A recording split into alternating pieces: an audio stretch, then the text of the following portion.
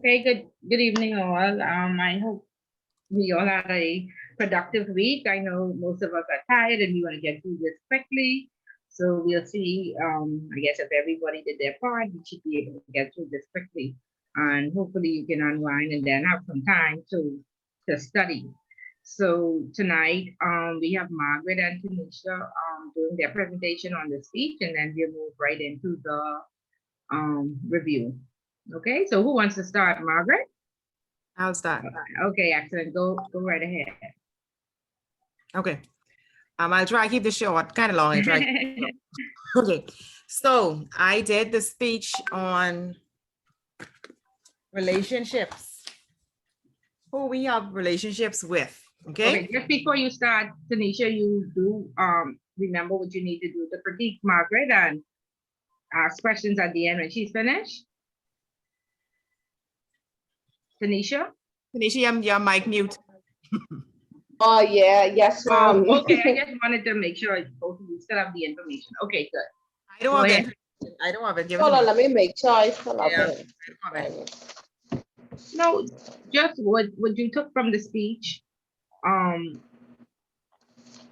anything that she could have done better. You know, we want to use the sandwich approach. We want to be diplomatic in our responses.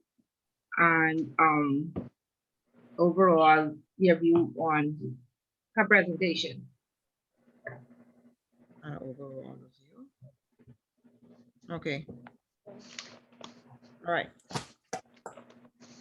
So my speech is on who you have relationships with. The famous author, therapist, and speaker Esther Perel says the quality of our relationships determines the quality of our lives. Who you have relationships with determines how much money you earn and keep, how soon you retire, the value and purpose of your life, the level of your knowledge, the level of your happiness and joy, the content of your character, the level of your success, whether or not you advance in your job, if and when you have children, the quality of their lives and their future. When you die and where you go in the afterlife. Do I agree? Yes, I wholeheartedly agree with this statement. I do believe that relationships are the core of our existence. So it plays a huge role in the shaping of our characters, the quality of our lives, the road we take in our lives, and what we believe in. I do believe that there is truth in the saying birds of a feather flock together, in that it is very common for like minds to be in one circle or to build relationships. That is because it is easier to communicate with people who think alike. However, this can be a negative or a positive. For example, having relationships with persons who take their jobs and education seriously can encourage us to do the same.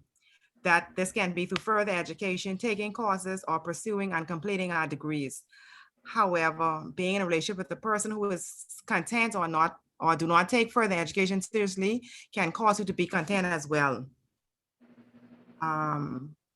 Also, being in relationships can determine if and when you have children, the quality of their lives and their future.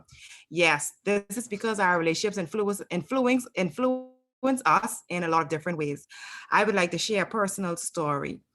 My father grew up in a household where he had 10 siblings, no father, and because of this reason, the early stage of his life was not easy.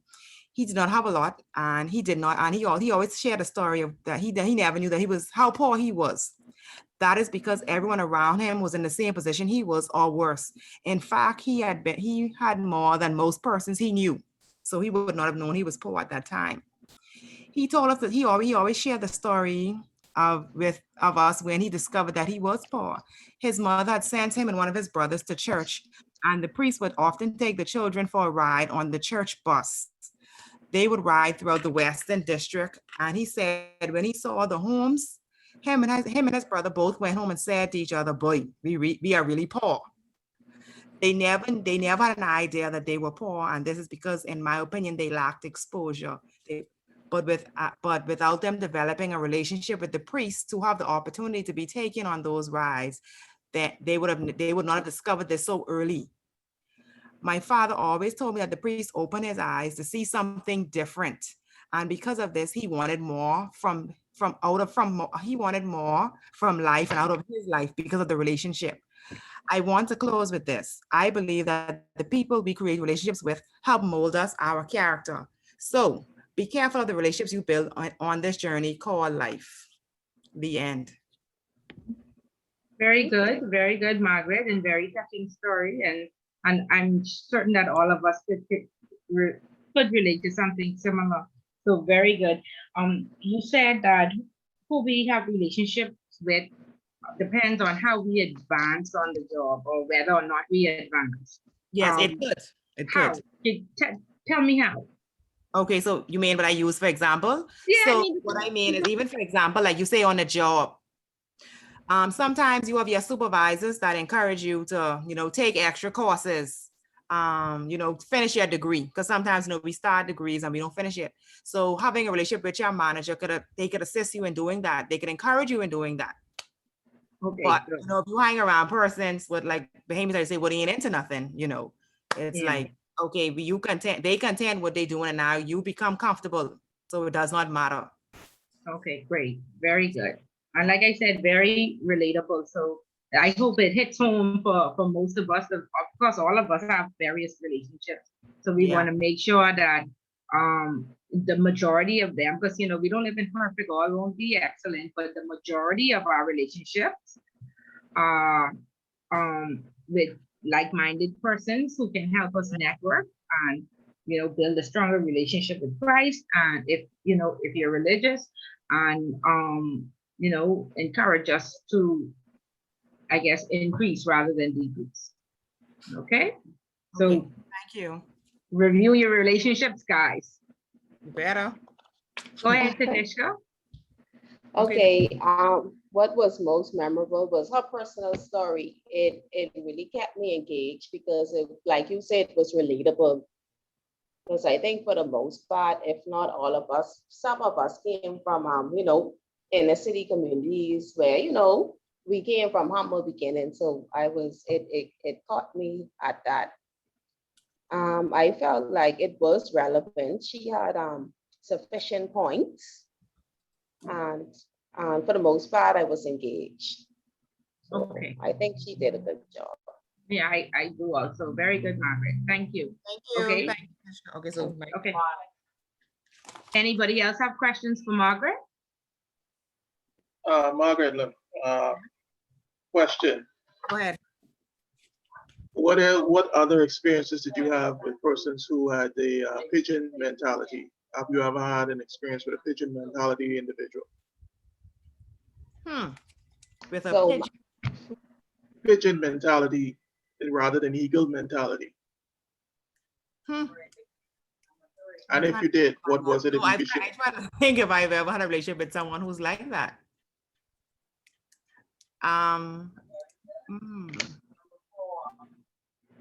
But okay, I don't know.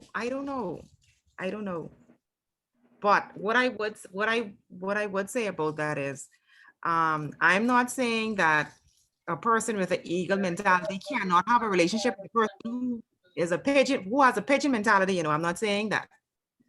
No, what I was referring to is basically who the persons, what saying is bullet, maybe you've heard it before. If it's not adding, it's subtracting. Life, yeah. If it's not multiplying, it's dividing. Very true. Yeah, so I just was wondering if you had experiences with persons who have been dividing or taking away, and how did you handle that? I would say no, but I still think, a person who, I think a person who is empty, who has a pigeon mentality, right? Wouldn't they need to be with someone who glass is full, so a person can assist them to a certain extent?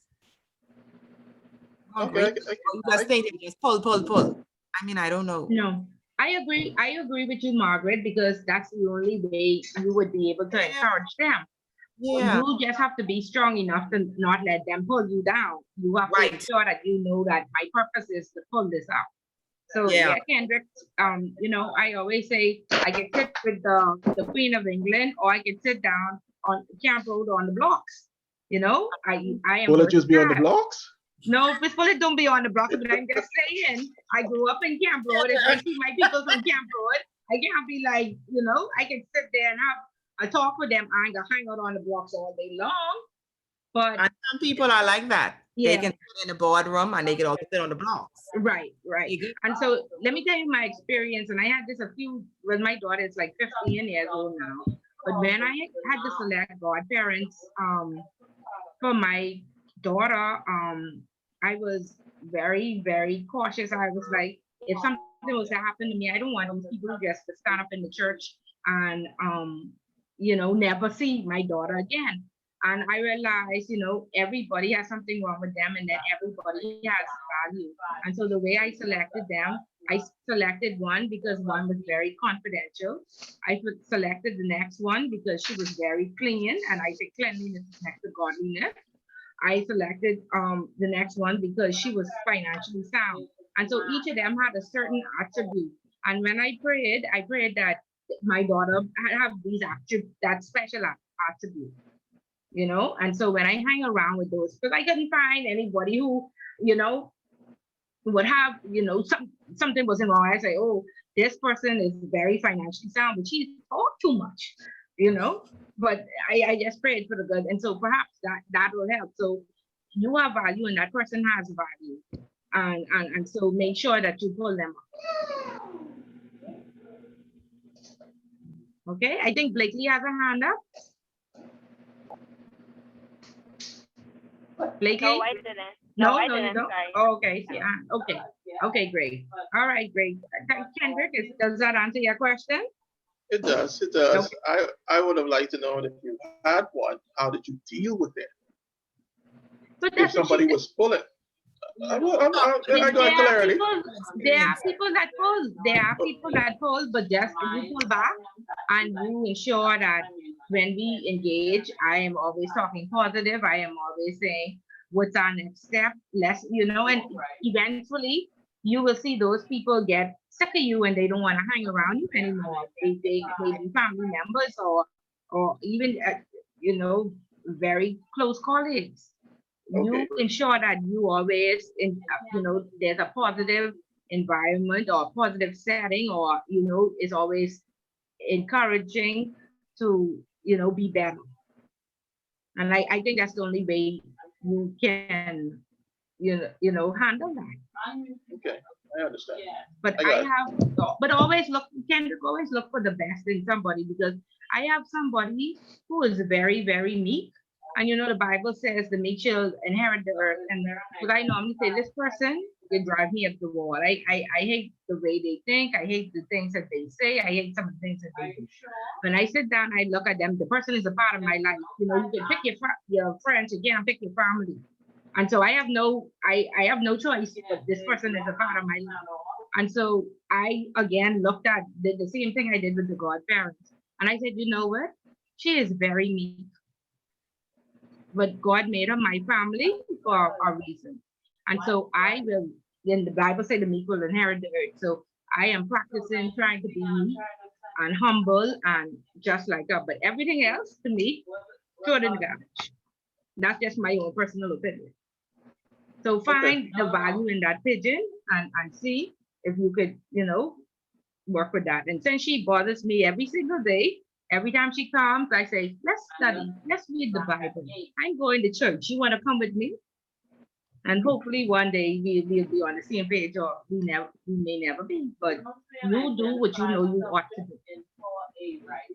And you do your best. They say each one reach one. But we can't leave the people out there being pigeons. Some people are happy being pigeons, though. Yeah, they are quite happy, but when you engage with them, ensure that their mindset does not pass over to you. Yeah, I understand. I just sometimes you try to figure out, if you are giving, where do you begin to restore yourself after you've given out so much, and you're constantly giving out? Well, God restores you, or sometimes a lot of times I used to miss church, and I found out that church rejuvenates me, because life is very tough, and from Monday to Friday I go to war.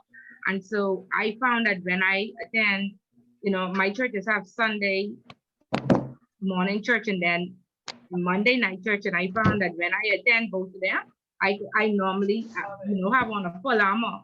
But if I follow, and even gospel music, I can be so upset. And if I listen to gospel music, I'll have something to thank God for, and I'll forget what I upset about. So you need you God will restore you. And then again, it can't be every relationship that you're in that pulling you down. It has to be, go to Margaret, go to Tanisha. You know that you could get some encouragement. You know you could get a good word. You could get the ambience of just being around them. So try that and be optimistic about it. Yep. Okay, Kendra? Because like a lot of people are out there that, like I say, get engaged with enough like-minded people, because the world will come and pull you down. And when they do, you just go to where your cushion is. You call Margaret will give you a good word. Tanisha will give you a good word. Yuri will give you a good word. Denise, Blakely. And this is why I say network with the people around you. You go to Toastmasters, you go to Kiwanis and Rotary. That helps you. I am telling you throughout the week to say that, okay, there's a way out, there's hope. But where there's no hope, you feel like, you might have to give up. So get enough fuel to keep you going throughout the week. Yes, Because ma'am. these days are very tough. Yeah. Just like the cars need maintenance and fuel and everything, we need maintenance and fuel, and we need to unwind. That's why I always say, I know y'all may say, Miss Bully, what you talking about, unwind and relax and having a productive week? No, I mean it. I mean it. Schedule some time for yourself. Do the things that make you feel good. And that way, when you go and face the world or at war, you will, you would be able to, you would have been restored enough to give some more. Okay. You saying, okay, Miss Bullet, I hear you. No, I mean this. I really mean it. Yeah, I get it. I know what you Yeah, said. find something that makes you feel good, and make sure you do it at least once a week. Because we need you out there helping these people, and we don't want you to be burnt out. Yes, ma'am. Okay, good. Okay, Tanisha. Tanishka? Can she hear me? I know she was saying that she was having some internet issues. It looks like Okay. her screen is frozen. Oh, okay. Okay, so I can see her. Perhaps you Okay. want to go out and try to come Good back night, in? everybody. Oh, okay. Good My night. topic is number 2, how do we live within our means?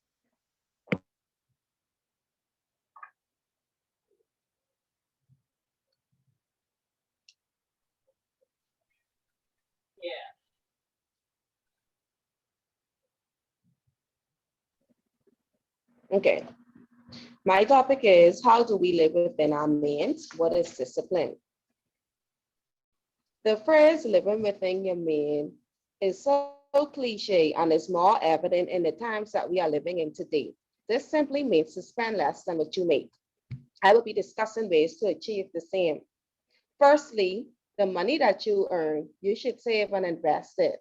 According to Gregory Bettle, saving and investing will make it easier to leave someone else's job. In addition, save and invest more and use your time wisely to do the things that will allow you to retire sooner and achieve your financial goals. This includes the more effective use of your knowledge, money, time, and talents. Merriam-Webster defines the term invest as to commit money in order to earn financial returns. Investing can provide you with another source of income, fund your retirement, or even get you out of a financial jam. A key point to note when considering investing is to balance out potential gains with the risk involved. Moreover, safe ways to invest are certificate of deposit accounts, government bond fund, and rental housing, to name a few. Secondly, financial planning is a tool that one can use to live within their means. Financial planning can help individuals manage their finances wisely. The financial planning process involves several steps that outline how best to use your money, investments, or other assets. In addition, financial plan focus on saving goals, estate planning goals, and payoff goals. The first step in financial planning series is to take a detailed look into your current financial situation. This is inclusive of saving, income, debts, and current living expenses. Nextly, you would gather your list of goals.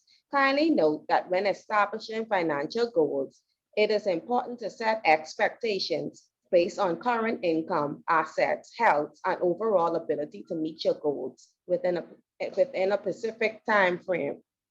Hence, develop an action plan for your goals. An action plan involves finding ways to achieve financial goals. Your goals should be listed in order of importance. Finally, living within your means requires discipline. Discipline is a way of behaving that shows willingness to obey rules and orders. Financial discipline refers to how well you are able to conform your spending and saving to the plans that you have set to achieve your monetary goals. Several ways to exercise discipline include, but is not limited to, resisting the urge to use the material things as the next person. Also, stop relying on credit cards and use money that you own. To sum up, spend less money than you bring in. So you see that living within your means is something that requires the desire to want more for yourself. When you want better, you do better. Nothing is worse than financial stress. Let us all learn discipline by being accountable for our financial decisions. As mentioned earlier, saving and investing, financial planning, and learning financial discipline are seamless ways to live within your means. Okay, very good, Tanisha. Thank you very much. Tanisha, Miss Bullet, just over 25, and for my 25 years, I have not been disciplined, and I've tried everything. I've heard, I work in a bank, and I still am disciplined. What should I do? I do everything. But if there's something on sale, I just can't help myself. And then I feel like, it was the pandemic. I didn't get to go to Miami only once last year. And I just feel like I should go like Sawgrass Missy. What should Miss I would, you asking me what I would suggest? Yeah, what would you suggest? I would suggest like putting your wants and do a list of your wants and your needs and focus more on your needs and just try to like discipline is hard. So I would say just try to go without it. But I try after I don't work hard. Like after I work hard, I feel like I deserve something. I feel like I earn it. I feel like I need a gift.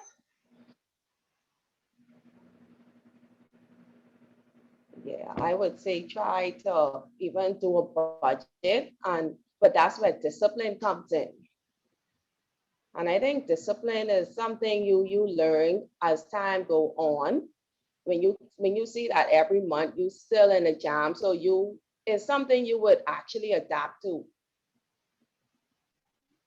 Okay, I'll try that. So I wrote my vision last year, and I didn't even pull it back out until I had it on my phone. It used to give me an alarm, and I used to just turn the alarm off. When I finally started to look at my vision when the pandemic happened and we was locked down, and that was the first time I actually paid attention to it and followed through on the things that I had written down. So I almost, this sounds crazy, but I feel like I need another lockdown. That's the only possible way, whatever I write in my vision. And that was the first year that everything that I wrote, I accomplished. That was the first year. Wow. All that lockdown into is cost you spend money, Mark. Yeah, but I was able to save. I saved the money, and I said, okay, for instance, my washer and dryer was not working, and I had to go to Superwash, and I was like, oh, I hate Superwash. I used to spend like $89. Superwash was so expensive, like $80-$90 in Superwash. Wow. And so I said, I have to get this washer and dryer. No, you're laughing, but I'm serious. None of y'all ever been to Superwash? Washes his press shit and Yeah, cleans but it. I bet no be You that. saw, you saw whole fool to be spending all that money in the You wash see, Miss house. Bullet, Smart. Miss Bullet have 5 kids. Who's So spending $90 on any wash house? I have a family of 7. Yo. Oh, Yeah. that's what happened. Miss Yeah. Bullet, Miss Why? Bullet, Miss Bullet. Someone's getting kicked out. I didn't hear you, Kendra. He's gonna learn how to wash your Can clothes I on their hand. recommend? Can I recommend? I don't know if anybody else did this, but when I got my own, one of the first things I purchased was an outdoor line, a clothes line as we know it, right? So even if you had just gotten a washer and break it out where you can hang your stuff outside, so you're gonna spend that much on the dryer, that's something you could put in play. Because to say spend $80, $90, but I understand. You say you get 5, 6 people in your home, you will spend that type of money. Yes. You will 7 of spend that. You can. I'm surprised you're spending more than that. Yeah, $80, $90. Yeah. And let me tell you what happened at the beginning of the pandemic. I was afraid. So I said, you know what? My whole life I watched my Grammy wash on her hand. She never had no washer. What's wrong with you? And I went out and I bought a tent out. And then I went looking around for a Scrub board. scrubbing board. Scrub And board. listen, when I found the scrub board, guess how much the scrub board cost? $63. I said, oh no. No, I ain't gonna call No the place where way. you probably be. You be in the Grove. Yes, I've been All to right, Kenneth then I in the go- Grove. It was Man, let's pull it $63. stuff. Let's pull it I stuff. am Calling telling you. names. Stop Oh, calling sorry. names. I said that's a store. Sorry, yeah, $63. So I say no. And I Laugh went back all home. I say, and that's how I get to save for my washing and my dryer. And I got it in August. The pandemic started in March. And by August, I had saved enough to get my washer and dryer. That's good. But I started with that same $63, but I did not buy the scrub board with. Yeah, so it's very difficult, Tanishka. But I mean, this pandemic did me well. And that's the only way. I have to be locked down completely. There have to be no stores open and no sales. And then Miss Bullet will be disciplined. But okay. Four-letter words of trouble. Free Miss Bullet have a and problem. sale. Yeah, yes. Free and sale. They bad Yeah. words. Yes, yes. Okay, Margaret, go ahead. Enough about me. Go ahead. Okay. I liked. I don't know. Hold on. Okay. Can you hear me? Yes, Yeah, we you can hear still you. there. Mhm. Sorry, I see my screen. Okay. I like the steps that she gave very clear. I like the use of the definitions of all the terms she used for discipline and all the financial planning. I like that. I like the references she used with discipline in regards to living within your means, because that's Bahamians' problem. They don't live within their means. Okay, great. Miss Go Bullet, ahead. just to interject here. Wait, I sorry, started- was Margaret finished? Sorry, Margaret, were you finished? Sorry, Margaret. Go ahead, Kendrick. I'm back. Mhm. No, just to reinforce what you were saying. I Right. started the mentorship program last week Excellent. and I did a brief synopsis by asking one question: what is financial literacy? And how the multiple different aspects of it, financial management, budgeting, and investing, just with those 3. And at the end of the night, of did not know what a credit card, debit card, and a charge card were, especially the latter part. They knew what a credit card was. They had an idea of a debit card, but did not know what a charge card is. That Wow. is a tremendous problem in this country. We've So not been how old is this conditioned. This person is almost 30 years old. Oh, wow. Okay. So But I'm very happy you engaged them. because what I found, and they said they've never had to do a budget. Believe it or not. The person is working, they've never had to do a budget. And that is scary because in my job, dealing with the aspects of elections, it's becoming more and more clear why we some of us are in the positions that we're in, and now we're struggling. So is there any help out there, like with the gaming boards? There are warnings that you have to put up on your website. You have to offer counseling if it becomes addictive. But don't you think that the banks need the same thing? Because a lot of people, like you say, are not financially literate and they need help. Um, So is there anything on your website where you could say, or are there programs, are there webinars, or are there anything to help curb this collections deficit or this very But Ms. large we problem? Yeah. we tend to offer, okay, for instance, if somebody comes into me, what I would tend to do is analyze exactly where they're at, and using different aspects in regards that you can look at re-amortizing the loan, if it's a cash secure loan, if you can give them some more financial flexibility on the collections end, you could probably look at doing that. You could sit down, not only with that aspect, but look at their bills. They could go to the loans department and actually get financial coaching as to certain steps that they could put in place. It's similar like employee counseling, where you put some concrete stuff in play, you put some action plans in play where this is one way you can look at it. Try to consolidate, try to get all of your financial bills in one location, your credit card, your car loan, your mortgage. Try to get everything with one institution so you can get a lower payment, so they could get some flexible income. Okay, very good. But that financial coaching, everybody who is in collections, that should be a criteria. In order for you to, if once you're in collections, we should offer you counseling or coaching or something, so you don't be here any longer, or so it help you ensure that you financially literate, you understand how interest rates work, how payments work, how late payments work. So please, Kendrick, if you could make that suggestion, just the people out there, like you say, from the person you're mentoring. Yeah, it's something that we do as a department. We emphasize it, because I had somebody sit in front of me one time and start speaking about themselves in the third person because they didn't understand the concept of interest, late fees, and principal and how it works. The female said, well, I only wanted the money. And say, don't try to explain that to me because that person is a dumb person. And I'm like, well, that's you're referencing in the third person. So that was a little bit concerning. But I think that's what it is.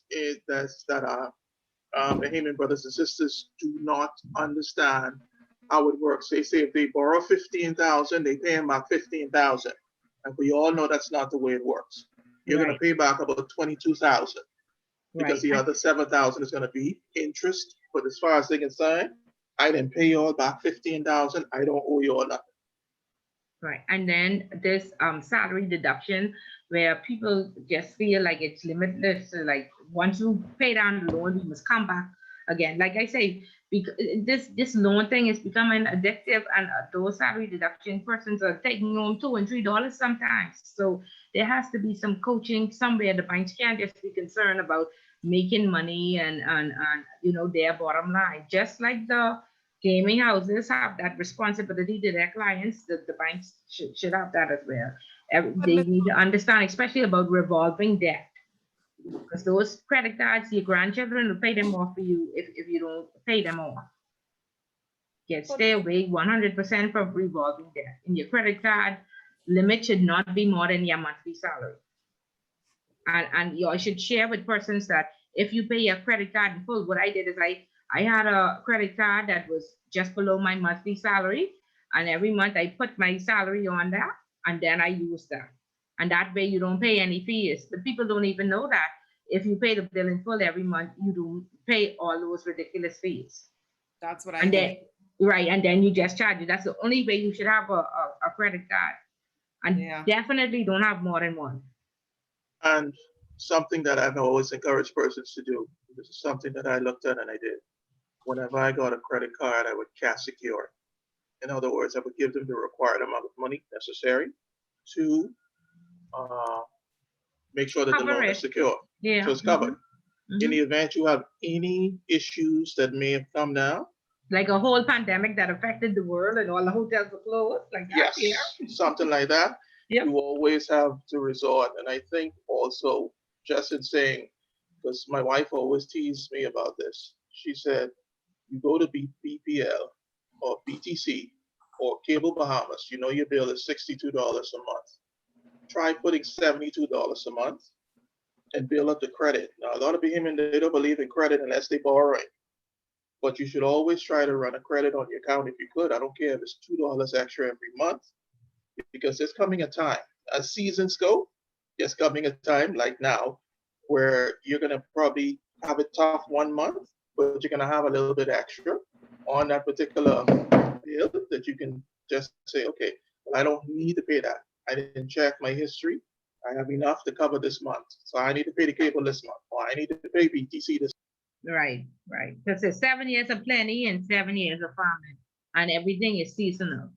And luckily, I realized that if you have a farming in your finances, you don't have it in your relationship. So at least God is have mercy and put the farming at various stages of your life, so that He don't wipe you completely out. But like Kendrick is saying, put the little extra, or I have an account with the union, and I realized that they added an extra, say, $50 onto my loan payment.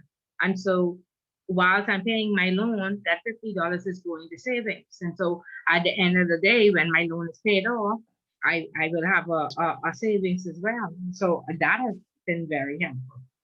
So Kendrick, perhaps y'all can look into something like that, not just loan, but to encourage people to save. We did. Okay, that program is discontinued. There was a program that they had in play, but once a person becomes a member of the, for instance, Teachers in Salary, what we do is we offer them an array of different options. You have the children's savings, and in regards to college, in regards to IRAs, individual retirement accounts, regular share accounts, Christmas accounts, vacation accounts, and we're getting ready to launch our new debit card as well. That's one aspect that we're just getting ready to launch. It's actually, the launch started last week Friday, because we celebrated 44 years last week Friday. Okay, congratulations. So there are new products that we're putting out there. But This is a big bank? this is Teachers and Salary Cooperative Credit Union. Got it, okay. Best interest rates on the island, sorry. Oh, okay. So with the mentoring relationships, right? Yeah. So objective of this whole project is to teach the person something. It's from, Ms. Bullitt, that's your question. Yeah. That's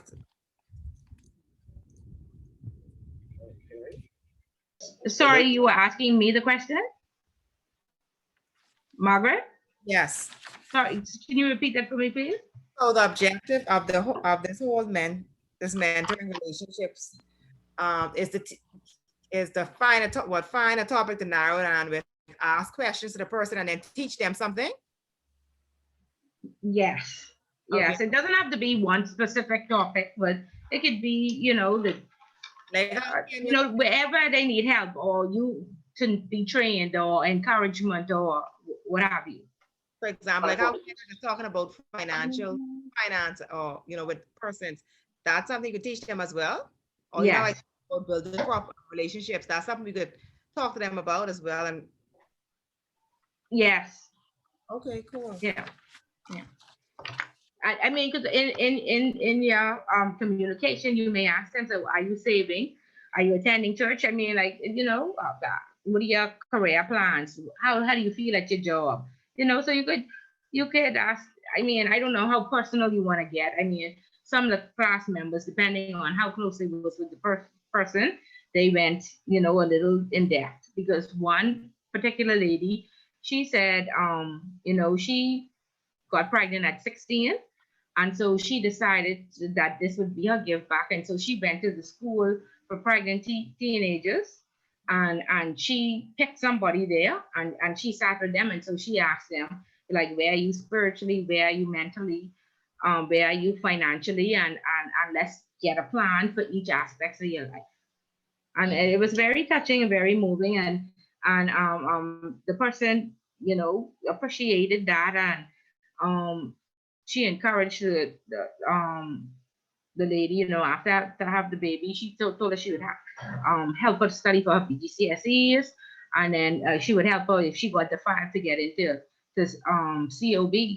And she had come back into, I guess, another class, like some 2 years later, and confirmed that she just wanted to let me know that the lady had successfully gotten into UB.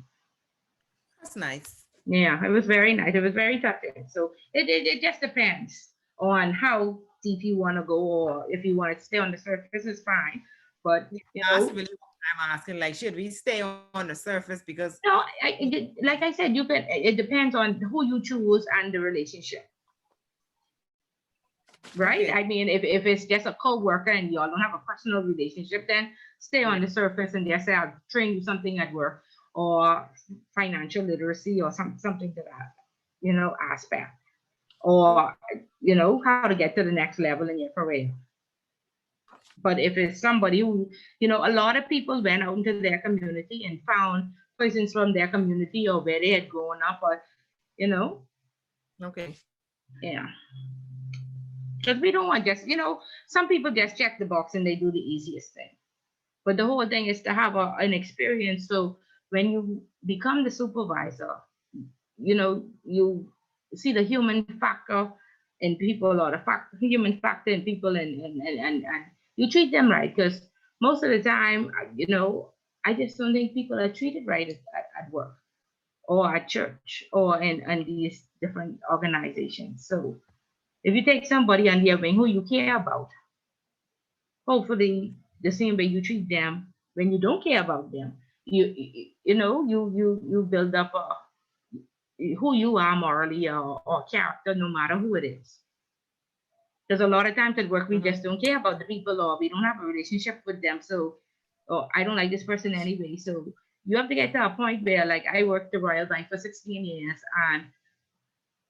and for half of those years, I had supervisors and managers that loved me. They're the godparents of my children. They come to my house. We go to church together.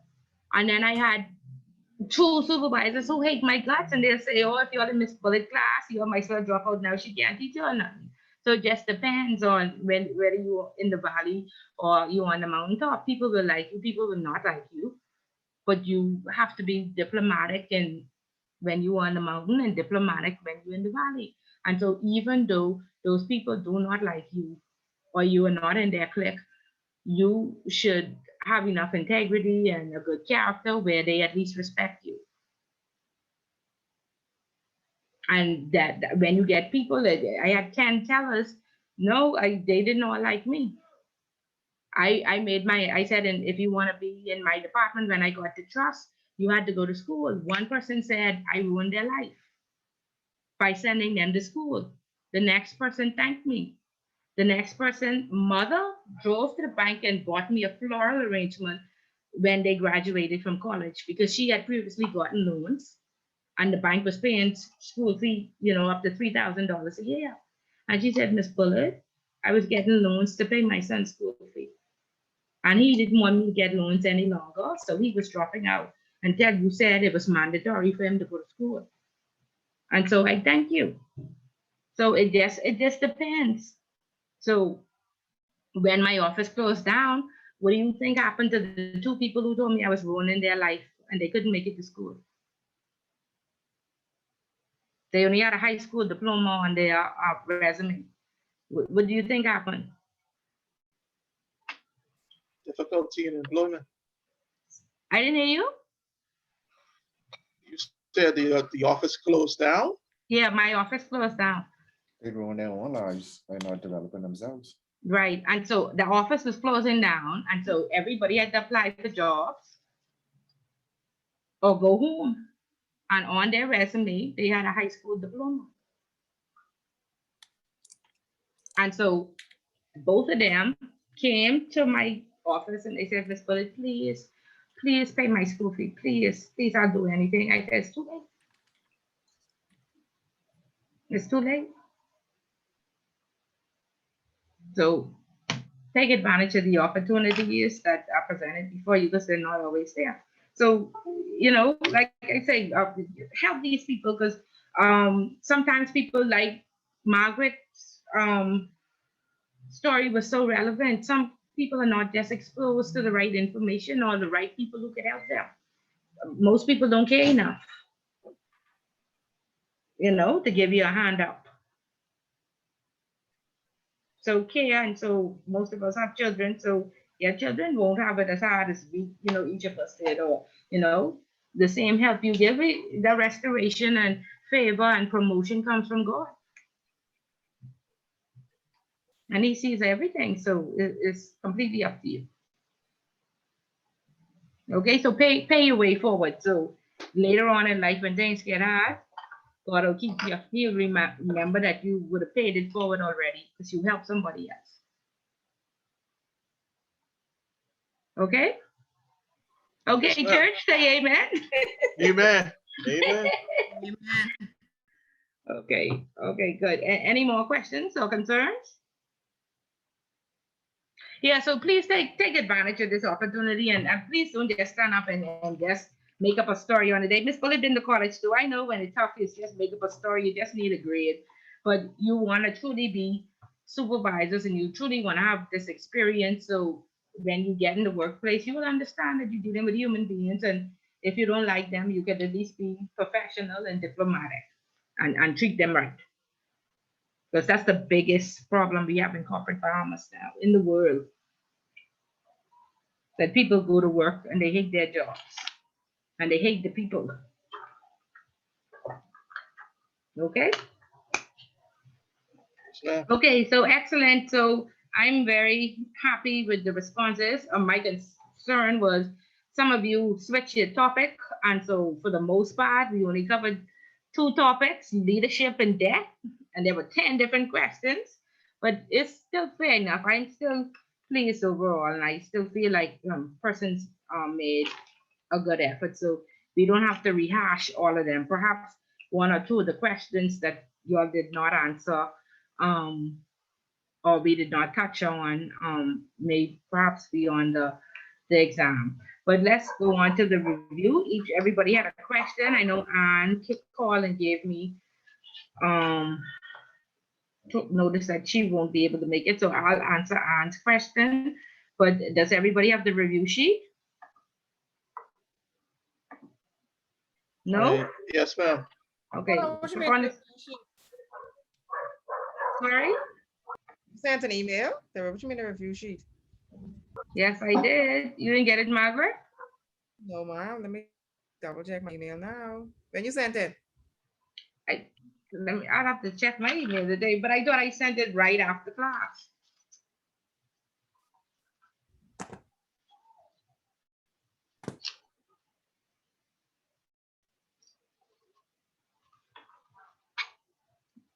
You could see it on the screen. Yes, ma'am. Margaret, we talked about this. You wasn't in the last class. No, Margaret, that's what happened. You wasn't in the last class because we gave everybody a topic to discuss. Oh, I You didn't listen to the recording, eh? Okay, I see what happened now. This is when I was telling you that message with my, okay.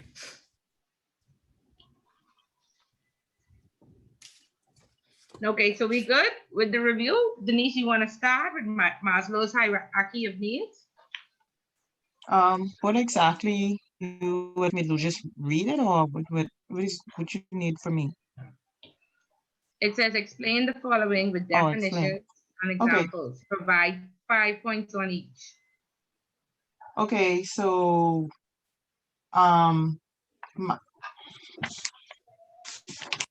Okay, so the whole point is these questions may appear on the exam. And so we want to pull out the important detail that we should know that perhaps we'd be able to use in the exam. Because as we know, there are 10 short answer questions that are worth 5 points each. Okay. Okay, and then there are some multiple choice questions as well, and then one essay question. So we want possible, good detail Okay. that would perhaps be on the exam. I can't give you the exam questions. So Okay. we'll just review possibilities or information that would be helpful to know about Maslow's hierarchy of needs. So according to Maslow hierarchy of needs, a satisfied no longer need, a satisfied need no longer creates tension. Therefore, there's no motivation. And if you really think about it, it is true because when we're hungry, we eat. And once we're full, we don't have the need to eat anymore. So that's pretty accurate. What he's saying is what we need to do is identify the key. We need to identify each and everybody's personal needs. Once you identify their needs, you can motivate and push a person to encourage a person to do what is needed to reach those goals. And according to Maslow's, um, there are 5 basic needs that us as individuals look for. And normally there is a trend with us as humans. So the first one he says physiological, which includes hunger, thirst, shelter, sex, or other bodily functions.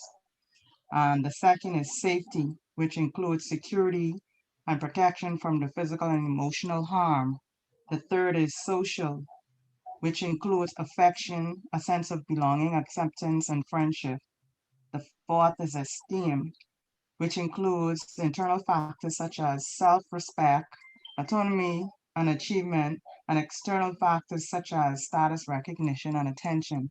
And the fifth is self-actualization, which is the drive to become what one is capable of becoming, which includes achievement, growth, which is achieving one's potential, and self-fulfillment.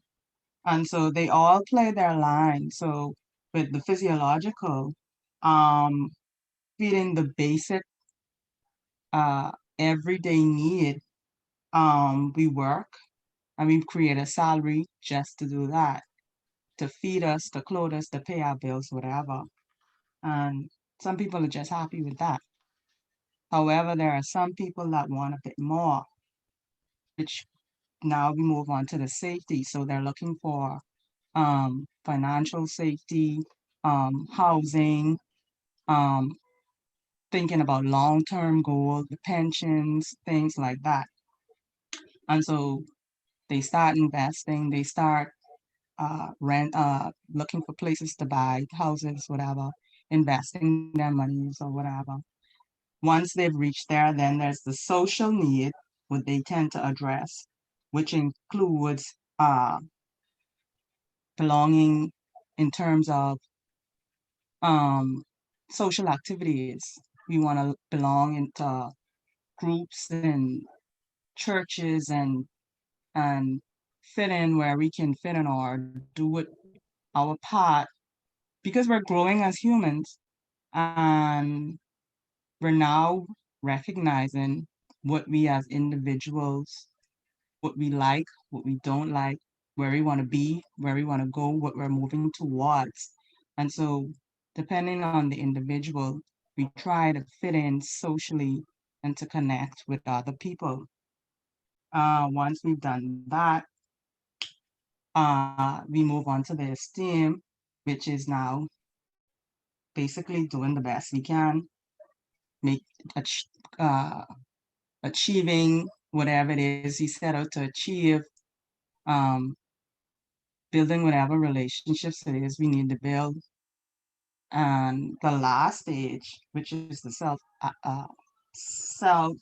actualization, is basically the last stage where after all these years, we've put in the work, we've put in the time, we're finally sitting good.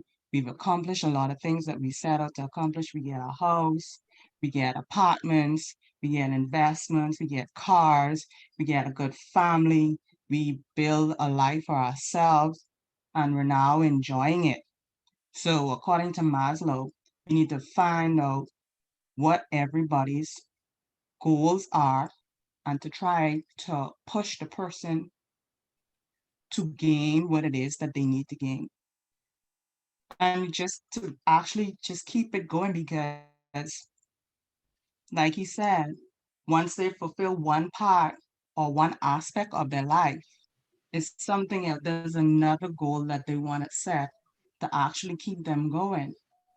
And so we just really recognize these stages and push people to get where they need to get and to do what they want to do. Basically, in a nutshell, that is what his theory is saying. Okay, thank you, Denise. Does anybody else want to add to that, or does anybody else have a different view?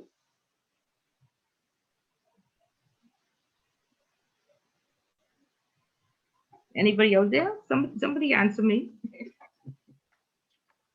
We're here, ma'am. We're So somebody answer, and if we got that, is that your understanding, Kendrick, of Maslow's hierarchy of needs? yeah, just the esteem aspect. Just looking at it, where it has two factors, one that's internal and one that is external.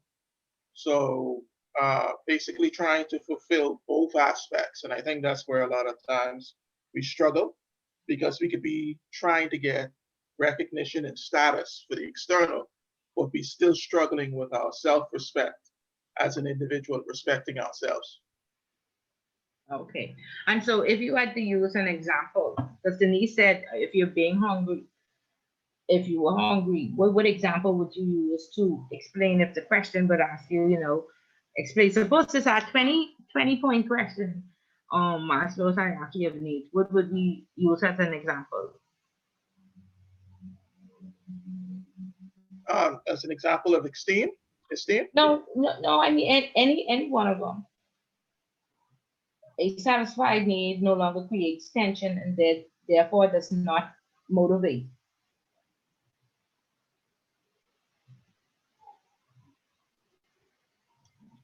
If I were to look at that, and I'm just going up the top of the dome, I would say, if I had to use an example, I would say, I would first of all agree with the whole concept that it doesn't, anywhere there isn't any tension, there seems to be an ability to slack off. Because once there's motivation to do something, because for instance, be hungry, we can do anything to satisfy that need. We would steal, for instance, because we'll go to somebody out and move food off their tree. So once the tension is already been satisfied, you ain't gonna stand up wasting your time to go back, to what you stole to actually. Right. So one of the key things is to determine where you are on the needs hierarchy, right? Where along the line you are. Okay, remember I told the story about I'm on the way to Sawgrass this shop or Memorial Day weekend or catch all those sales, and that's the only thing that I'm motivated by. But then the plane has turbulence. So now I forget, I'm no longer motivated by that social need, right? Because now my safety need has not been satisfied. So definitely, if you're hungry and you're thirsty, you aren't thinking about shopping or anything social. So you first have to determine where you are along needs hierarchy, and then that's how you determine what you would be motivated by.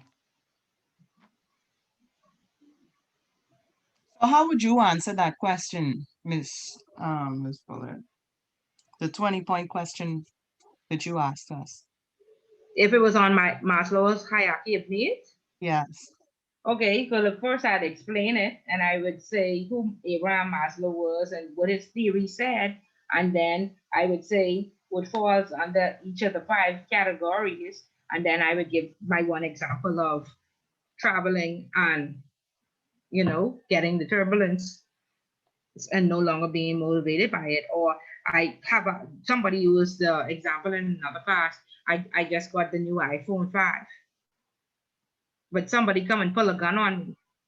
Are you any longer motivated by the iPhone 5? You say, no, shoot me, you can't take my phone. Or iPhone up to 10 now. Sorry, you're very famous for it. You know what I saw, but you know what's little. Yeah, 10 or 12. Y'all know what I mean. And yeah, some people would fight for their phone. Yeah, well, then they ain't fighting for their life.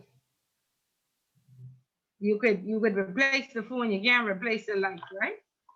And today these people shoot you, they shoot you for these things or these cars or what have you. So, yeah.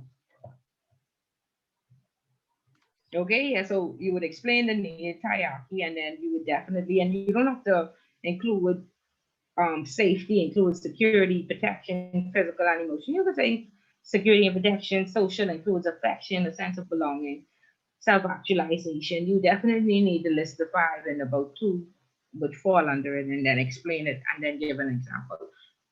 Is that a possible essay question? There's a possibility, alternatives are possible.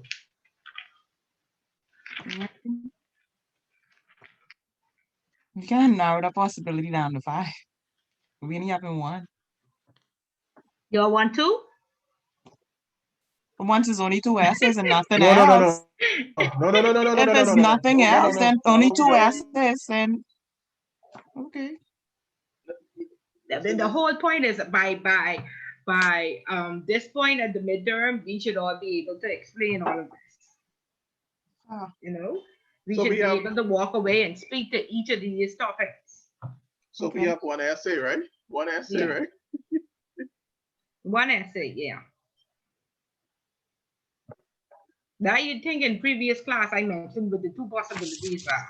So I done narrow it down. Y'all could go back to the recordings and listen, or y'all could ask your colleagues who was paying attention that day what the 2 possible essay possibilities are.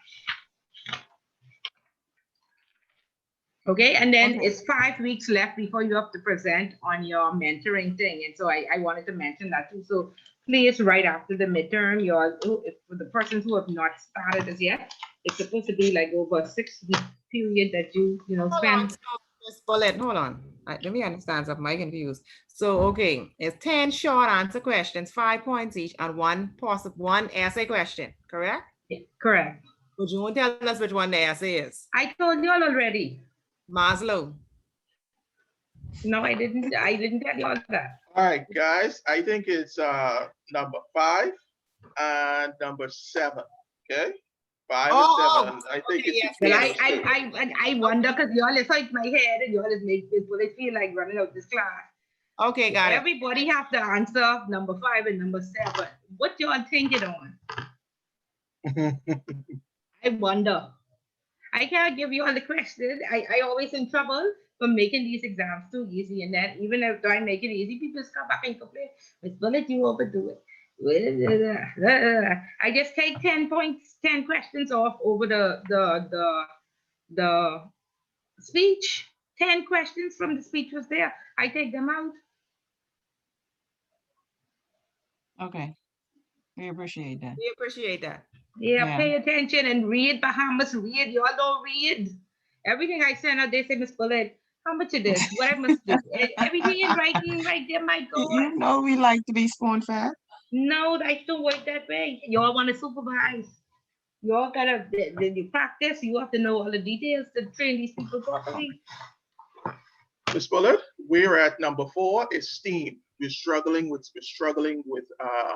trying to put everything in its right. No perspective in taking the exam. If I say I have a promotion for all of y'all to step up tomorrow, I say one position is available for the supervisor. who would say, no, I ain't ready yet? You need to ask yourself another question. Am I prepared for the stress that goes along with that position? Okay. Well, if you want to go up the ladder, get the stress while you're young. You can't get up there without, you have to serve before you lead. And if you don't know how to serve, you end up those leaders that fail. So it's a process. I understand. If you don't go through the process, then you know you might have the right friends, family, or lovers. I don't know, but it's a process. This very hard work is your time to serve, and this is how you become knowledgeable. This is how you become experienced. This is how nobody have to say, Miss Bullet, do this to get to the top. We remember when she used to serve. We remember when she had all the stress. We can try to make it easier on you. Yeah. Okay. Great. Great. Okay. Good. Okay. So, any more questions on Maslow hierarchy of needs? No, we got it. We understand it, and we'll know how to answer that question on the exam. Okay. Very good. Very good. Okay. So personality types. And Anne isn't here, so Miss Bullet is not prepared for this question. So I will do my best. But she just emailed me just before the class to tell me. So just what I know out of my head, I guess. The personality types predict practical work-related behaviors. We have locus of control, the source of control over an individual behavior. Could you say what page that on, please? I would like to follow. 192. Sorry? 192. Thank you.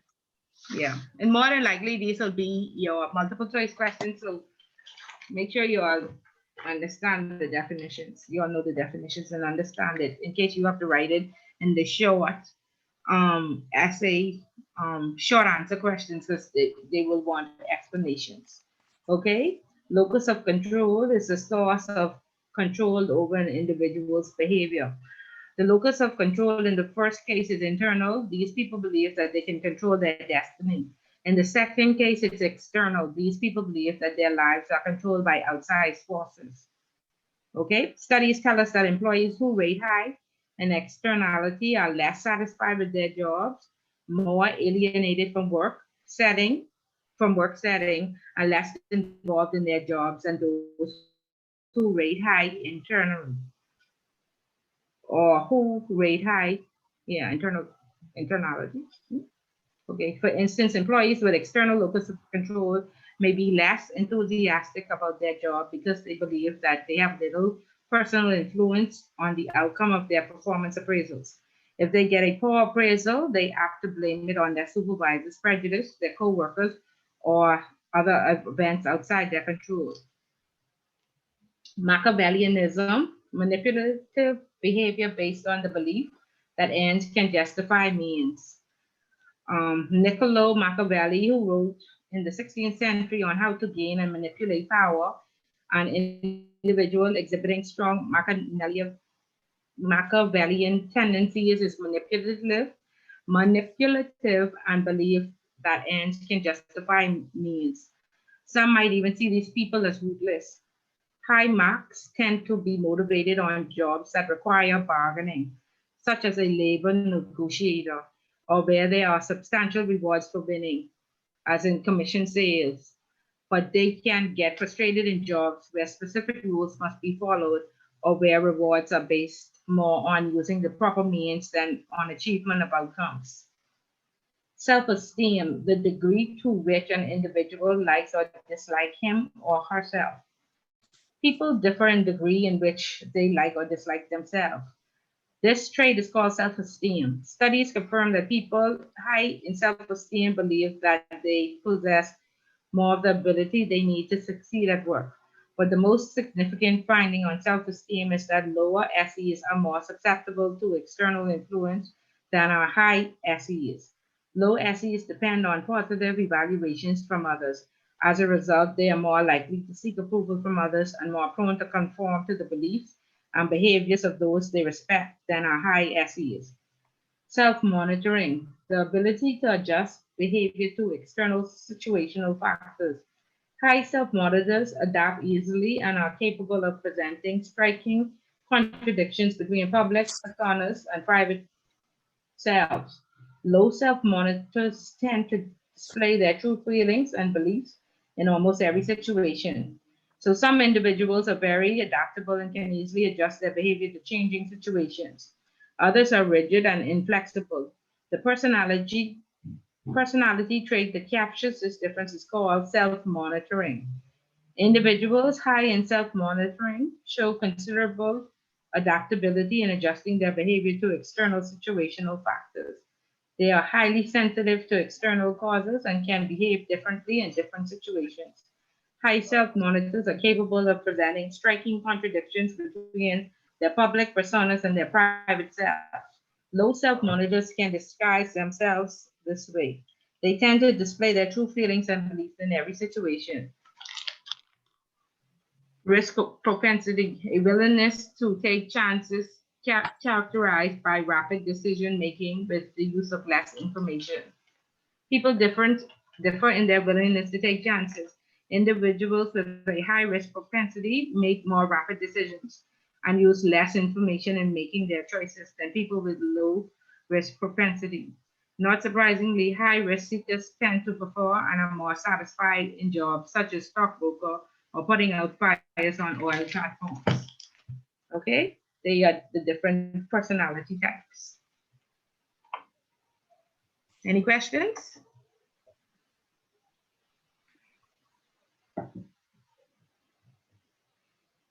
No? Okay, great. We'll move on to Fabian, emotional intelligence.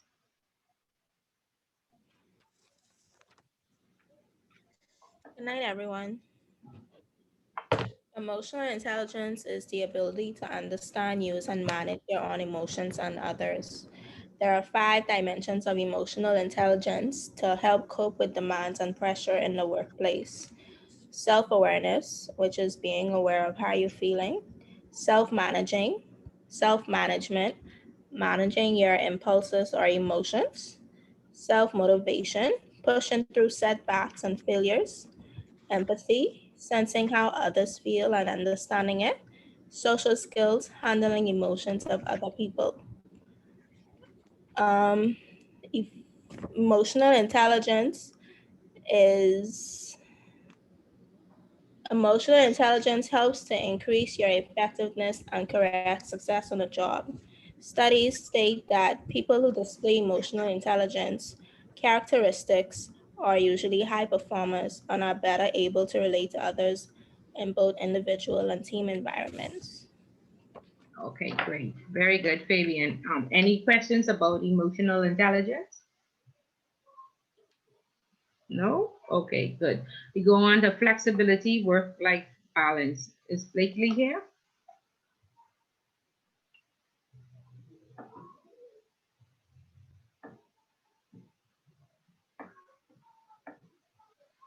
No, Blakely? No? Okay. Let me see.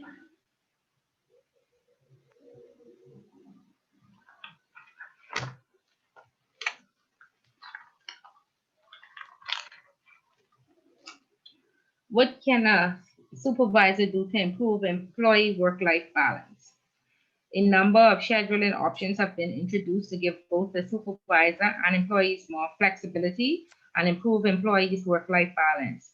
In addition to an increased use of temporary and contingent workers, contemporary companies are looking at other options such as flexi time and job sharing. Flexi time is a scheduling option that allows employees with specific parameters to decide when to go to work. Employees have to work a specific number of hours a week, but they are free to vary their hours of work within certain limits. Each day consists of a common core, usually 6 hours, with a flexibility band surrounding the core. For example, exclusive of a 1 hour lunch break, the core may be 9 to 3 p.m., with the office actually opening at 6 a.m. and closing at 6 p.m. All employees are required to be at their jobs during common core period, but they are allowed to schedule There are other 2 hours before or after the core time. Some flexi time programs allow extra hours to be accumulated and turn into a free day off each month. Flexi time has become a popular scheduling option, especially among professional employees and Gen Xers. For instance, a recent study of firms' practice to enhance the work-life balance found that 60% offered employees some form of flexi time. Okay, and then again, the question may ask, what are some of the issues surrounding work-life balance and flexi time? What the supervisor could do? What are some of the issues? Yeah, it's provided, but then co-workers or managers make you feel like you're doing something wrong every time. You take the day off, they say you off again. Every time you say, but I'm leaving at 12 today again, they make the little comments and they make the little jazz. People don't stick to the times. Everybody is supposed to be there, say from 9 to 3. But of course, somebody has a problem with this or that or the next thing, or they're not putting in the hours. Let's say I'm not front office, so I work 30 hours from Monday to Friday, and I say I'll work on Saturday, and then on Saturday I have a problem. And so people just don't stick to their word, and then some managers make you feel as if even though it's a benefit offered by the company, you're doing something wrong. Okay, but in all over Canada, all over Europe, the mothers definitely, because you would find that the foreigners ask you, what are the mothers doing? How come they're still here after 3? It's like they're surprised, that they are here after 3. I also recently, institutions offered a family responsibility leave, so you didn't have to take sick days when you had to take care of a parent, drop them to a doctor's office, get your driver's license, all these things, and take up, the entire day. So there has been some enhancements to it to, I guess, help the employees, because life happens and we're dealing with human beings. Okay, anybody wants to add anything else to the flexibility work-life balance? What page were you reading from just now? 207. 207.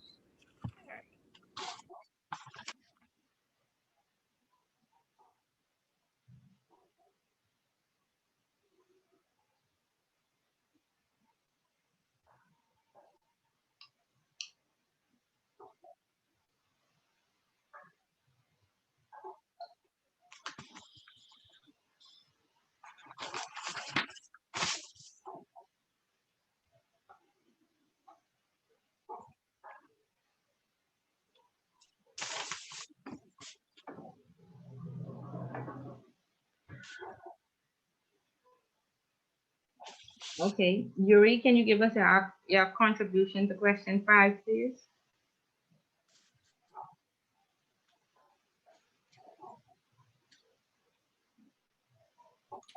Tanishka, can you give us, oh, he's there? Okay, go ahead.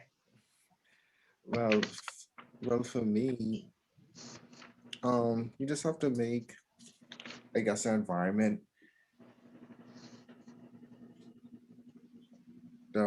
like, I don't want to say fun, but like very like a motivative environment, like allowing employees to actually wake up in the morning and be like, and not be like, not a sick dread, I gotta go to work dread. So like, make sure the environment is something to look forward to. Make sure it's always positive.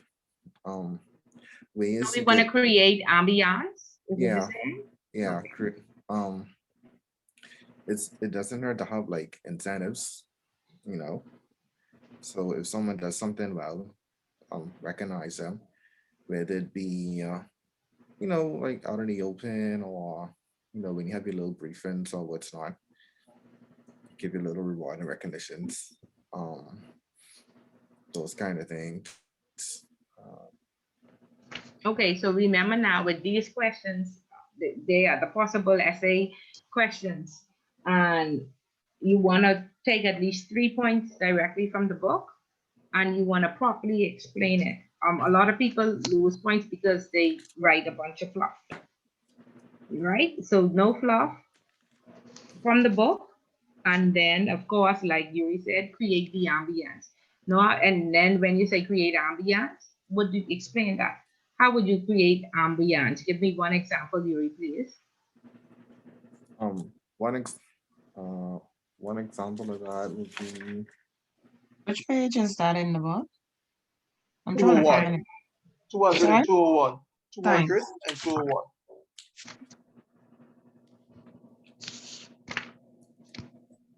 Clearly, none of us prepared for this. Did we prepare for this review?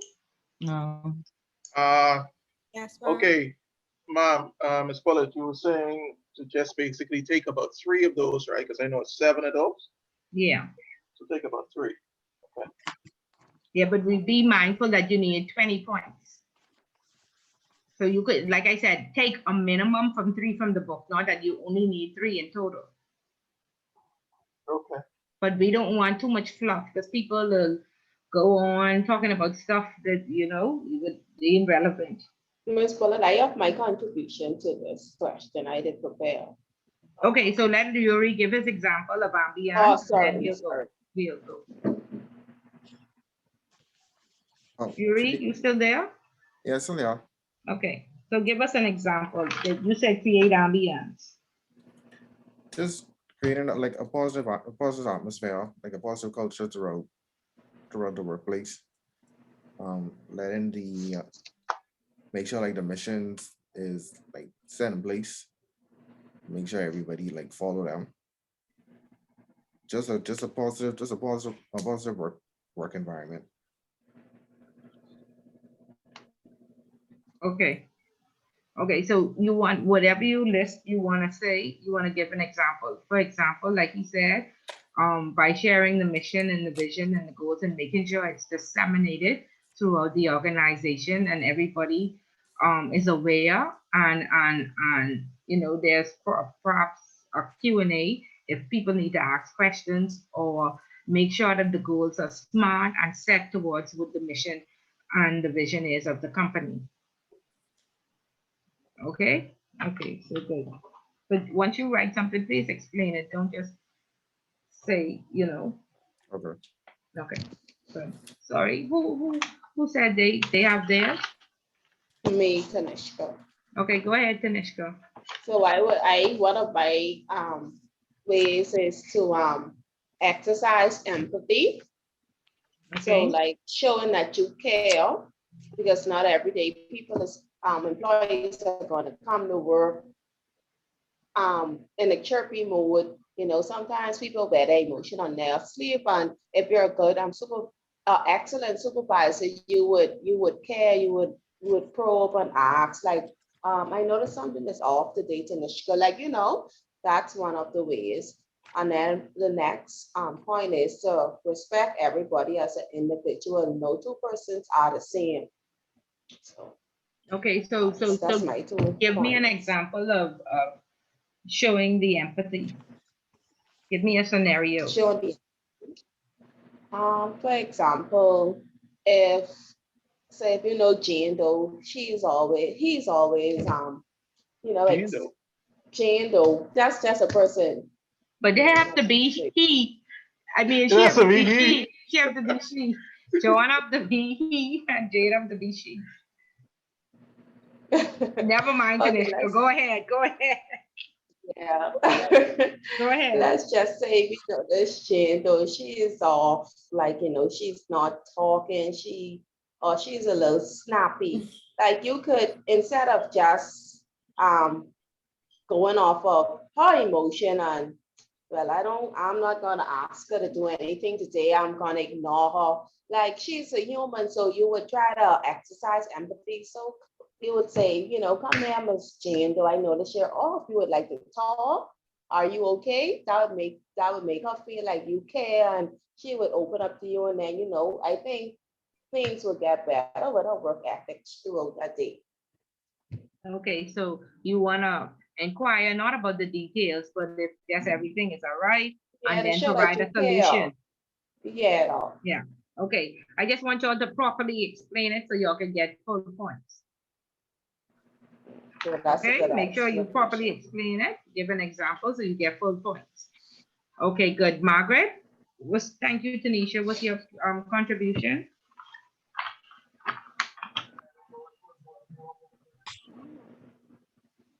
Okay, Kendrick, what's your contribution? My contribution, Ms. Bullet, this wasn't in the book. That's fine. Once it's relevant, we'll tell you. We'll tell you if it's relevant. This was not in the book. Okay, it's to look at absenteeism versus presenteeism. No. We still on question 5. Everybody was supposed to give. Oh, question 5. Okay, with question 5, the points that really stood out to me is basically matching the people to the right position, knowing how people are as individuals. Like they cite in the book, the example is just that if Colebrook works well by herself, then we need to give her a job where basically she can thrive in that position. Whereas I may work well in a group setting, then it's best to target my strengths towards that aspect. That was one key thing that I looked at. Okay, so if we want to explain that properly, we will say decide if they're introverts or extroverts, right? Extroverts, yes, ma'am. And then we want to say if we saw their personality test and decided if they should be in background, or properly place them in the background or on the front line, depending on what their personality traits are. Yes, okay. ma'am. Okay. Okay, and the next aspect I looked at was that, like we discussed in detail, don't forget the money, where they give the statistics on how 30% of the people that were surveyed actually, there was a 30% jump in persons in their motivation when money was offered, as compared to 8% and then 8 to 16% with the other two factors. So recognizing to find out what motivates the individual, whether it's the fame and recognition, public recognition, whether it's the dollar value, with finding out who our people are and what motivates them.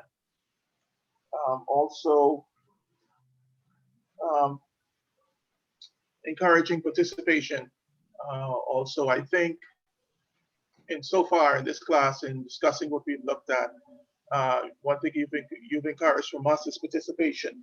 So even on the job, coming up with the goals, the rewards for the goals, and giving the individuals a opportunity to speak and say exactly what they would like in regards to, just say for instance, for goals, or what they would like to see in a particular setting, in a department, giving the people the opportunity.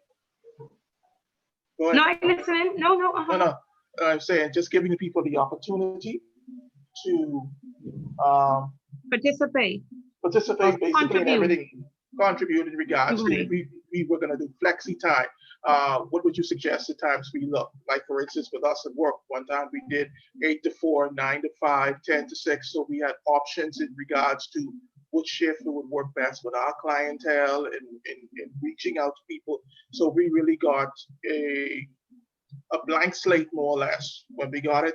And we were able to give input to the manager as to what time would work best for us in the department so that we could become most effective. Okay, very good. So like Yuri said, ambiance, we want to stick to ambiance, and then we want to give an example. Denise, was it Denise?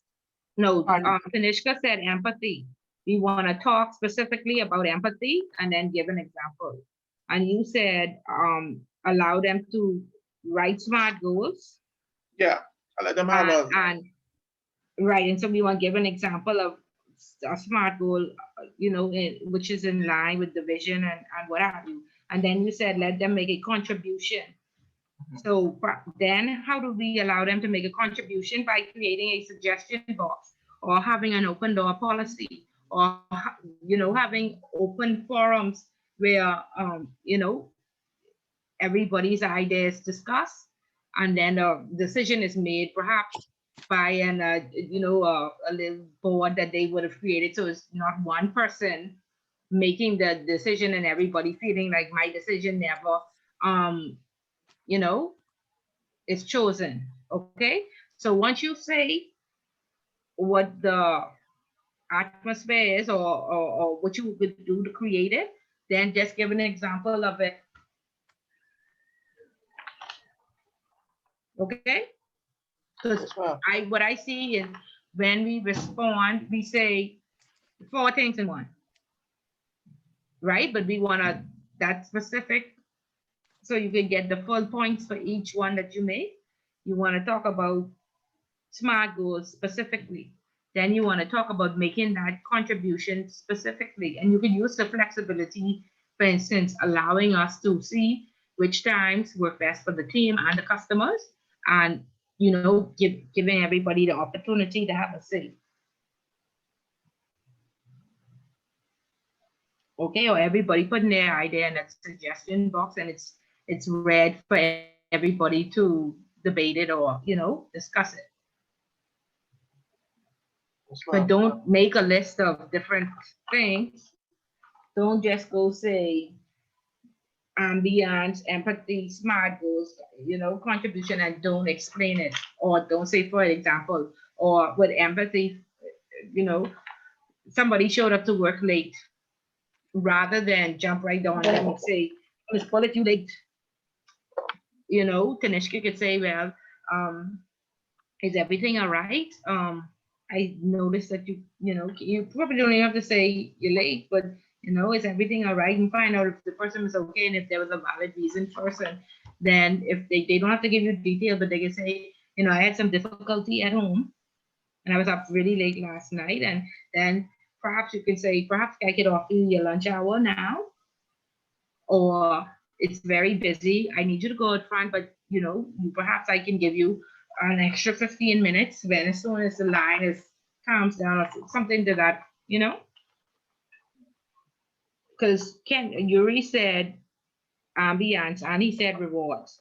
I think ambiance could be one, and then rewards could be a separate one where you can, elaborate on it. So just make sure each point that you mention, you elaborate on, or you give an example so you can get full points. Okay? Yes, ma'am. Okay, good. And any questions? Because I'll let the other 4 persons answer this number 7. Anybody else wanted to make their contribution to this point? And of course, it's an essay question. We expect an introduction, a body, and then a conclusion. Okay, so what you should do is practice, what you would write at home first, just to make sure it flows and that it makes sense and that you have proper examples. Okay, and make sure that you have 20. So you get,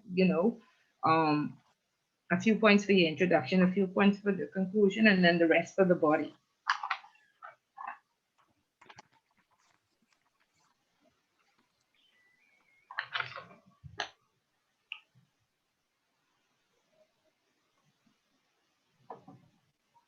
Okay.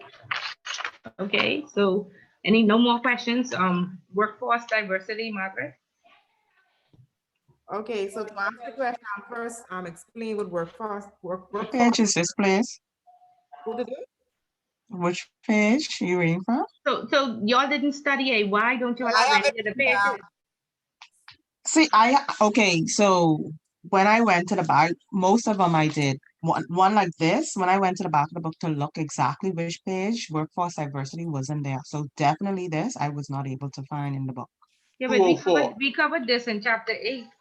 204. But I couldn't remember which page it was. Like I said, the majority of them I was able to pinpoint and go back and read over. But this one in particular, workforce diversity was not there, so I couldn't find it. Okay, so when I finish, I will put where I got it from in the chat. No, she put 204 already. 204. 204. Okay. Oh, someone already put 204. Okay, well, I didn't get it from 204. I got it from different parts of the book. What workforce diversity is. I didn't get it from one place. I even went to another class and got some information from there. Okay. So the composition of the workforce will include men, women, whites, blacks, Hispanics, Asians, Native Americans, people with disabilities, people with diverse sexual preferences, the elderly, and so on. So I would like put that definition first. And also, okay, also I went to the first part of the book where they explain the issues what management have with workforce diversity. So that's what I use to answer this question. So the implications of workforce diversity is widespread. So because people do not or cannot set aside their cultural values or lifestyles preferences when they come to work, management must remake organization to accommodate lifestyles and family needs and work styles. So management must be flexible in style to understand all employees do not have the same needs. For example, management must adjust work schedules to accommodate single parents, working parents, and couples maintaining long distance relationships, provide childcare and elderly care. Also, employees will need training with workforce diversity so that they can learn and appreciate that people are different. And I spoke briefly about the 5 different persons, the silent generation, baby boomers, Generation X, millennials, and post-millennials. I didn't write anything, but if I had to answer question exam, I will speak that how all of the generations are different. Okay, so give us an example. Okay, with millennials, I think difference is probably with millennials, they're not interested in staying on a job 9 to 5. If you give us a task and we can get the task done within 2 hours, we would prefer to get our task done within 2 hours and leave. Whereas some other older persons, I think that'll be under the baby boomers. I'm not 100% sure right now. They have no issues like staying on work from 9 to 5. I think it's the silent generation where that's what the keyword is, silent. They don't say anything, they don't ask them questions, they just do what their supervisors tell them to do. Whereas the millennials will question their supervisors. So that's the part I got from a different class. Okay, so we talked about speaking up. Why would you think that the older generation won't speak up for the newer generation? What about speaking up and victimization?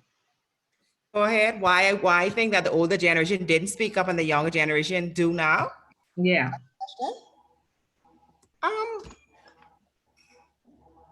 Let me think. Why would we speak up? I don't know. Right. I think we're more informed. The younger the millennials, sorry, we are more informed. That's one of the reasons. And I think back then, I guess it was more the custom for older persons not to really say anything, not to speak up for themselves. The generation today, we don't feel that same way. If there's something wrong, we have a question, we're gonna say what we need to say. Yeah, so we've moved from the boss and the manager and you do what I say, and now we are supposed to be coaches and trainers and leaders in the work environment. So we encourage open door policy and people to speak up, and we know that everybody is different, and workforce is very diverse. What would you do if like I had that employee who was a Muslim and he had to pray 6 times a day, but he was on the front line? How would you handle that situation?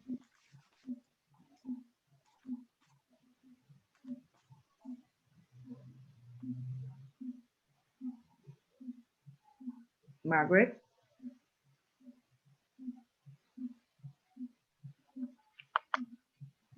Like it. Like, oh.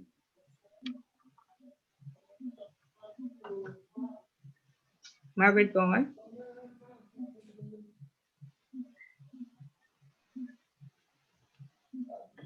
Okay.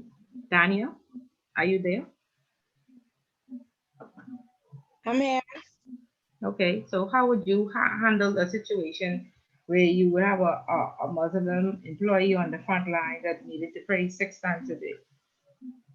We cannot discriminate for religion.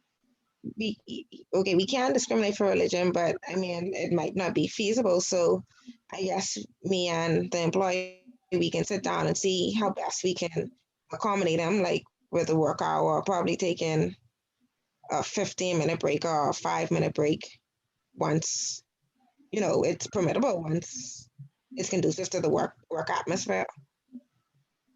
and just basically trying to find out the best way to work around it. Right. So I don't think this question is going to be just, give an explanation of workforce diversity.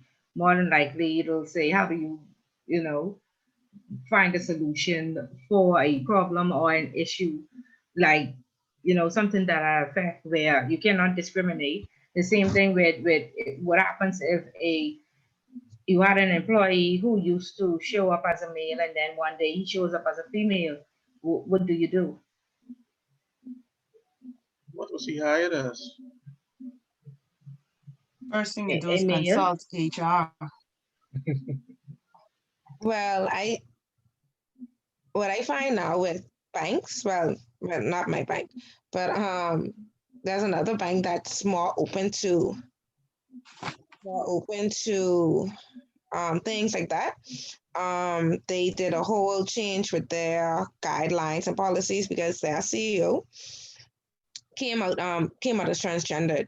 So I think it would be all about educating your staff. The world is changing, and we do have persons out there who identify as other genders.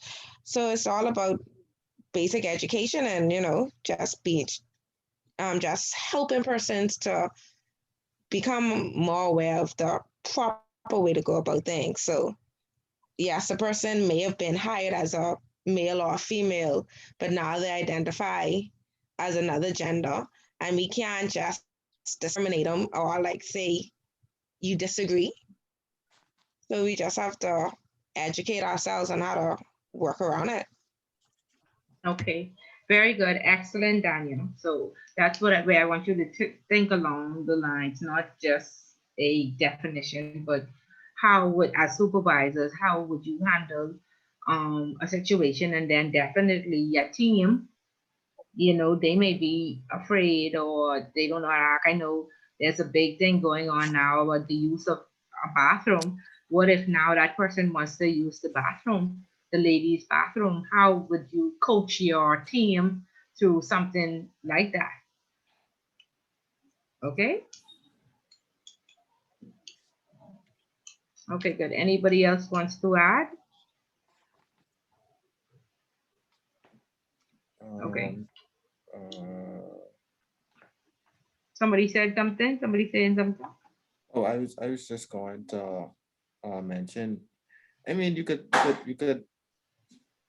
take it from a different angle. It doesn't have to be particularly gender. It could be dress as well. In particular to I know back in the day, that it was frowned upon, particularly men couldn't have braids and plaits and dreadlocks in the corporate world. But back then that wouldn't change their performance or how they interact with clients. Right. And So it didn't even change. Yeah, it doesn't change now. So why do we have those stipulations there in the first place? You see? right. And then the natural hair. I Right, think natural the hair movement. ladies had a problem with the natural hair for a very long time. Yeah, so you want to, know how to handle these types of issues. And if we have a diverse,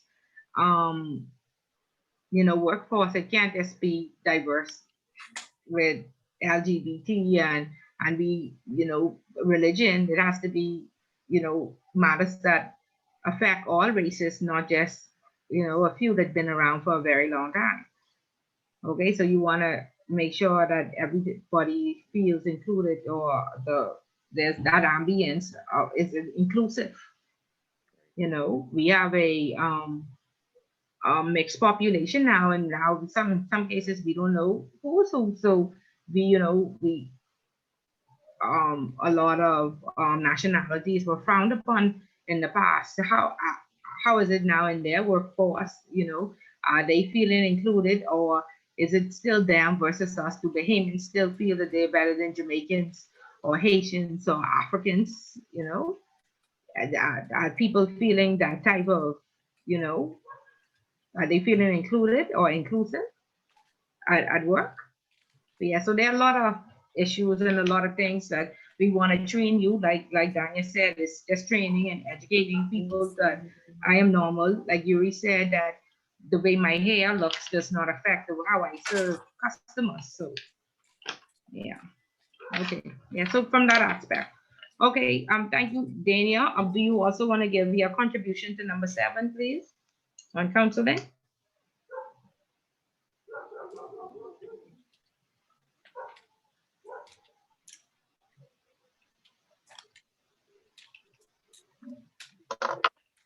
I was in the fund. You said me? Yes, please. Okay. 1 minute.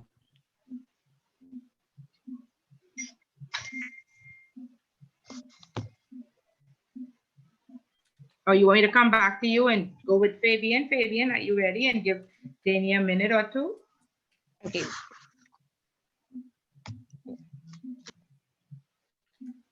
Fabian? Hi, 1 second. Mm.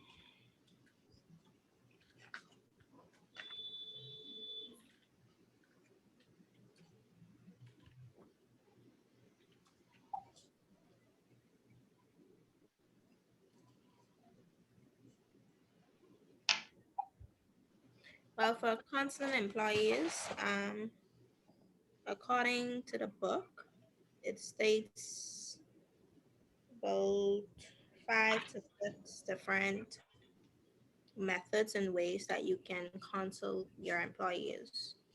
So it says that you can listen to what the employee has to say, identify the problems, clarify alternatives, come to a resolution, and agree on an action plan. Now I know where I work, we do like a monthly coaching session where the supervisor and the employee meets for an hour each month and talk about their performance and ways to better their work ethics or talk about any issues that they're having. Okay, and can I ask if it's really effective, or is it like a check the box type of situation? Do you feel that your supervisor listens and she is empathetic or and actually trying to find solutions to, fix any issues that you may have or make But you at least comfortable with them? it depends on who your supervisor is, but I feel like my supervisor makes an attempt to um, do a check-in with you per se, as to get to know each and every staff member, trying to give them feedback on their work and trying to improve and better themselves. But I'm not sure if everyone else's supervisor is like that. There are some supervisors that just says that they've done the coaching session just to mark it, but it never actually took place. And it's like not genuine at all. Yeah. Yeah. Okay. So what would be the solution to that? Like how would we fix, because there are a lot of processes in place where we just go through like the check the box. How do we get persons to actually be engaged and follow it through whether they care about the process or not? But I would say to not put the ownership on the supervisor, because the supervisor is dealing with a lot of things, and honestly, sometimes they just don't have the time or may forget. So you have to actually be on them about your actual coaching or having a one-on-one with them. Me per se, I wouldn't say nag, but I'll remind them, when the time come in, hey, don't forget this and that, and then we'll actually sit down and talk. But like I say, it's up to the individual and if they want to improve themselves. Okay. Okay. Very good. Thank you for that. Daniel, are you ready yet, or you want me to choose somebody else? I bet I'm prepared for this one, but do you want me to just Fabian kind of already went over the steps that they have in the book, but basically when I think about counseling and feedback, just like how Fabian said, we work to the same bank, same branch. It's important. Well, counseling and feedback is important, especially with our coaching sessions. Like Fabian said, our supervisor is very good at giving us feedback, me especially.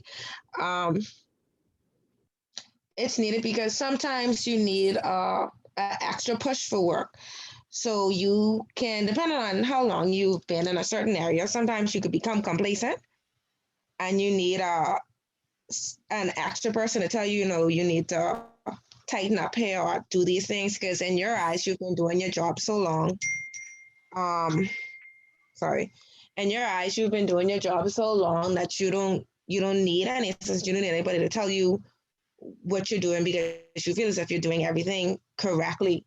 But once you have someone who could come to you and say, well, you know, even though you feel you may be, I guess, giving the best that you could give or you're giving 100%, I feel as if you can tighten up in this area, you can improve here, and just, I don't know where I was going with that. Okay, so you tighten up in this area means constructive criticism. Yeah. Are millennials comfortable with giving constructive criticism? Okay, let's just look at the speech that we did last week and this week.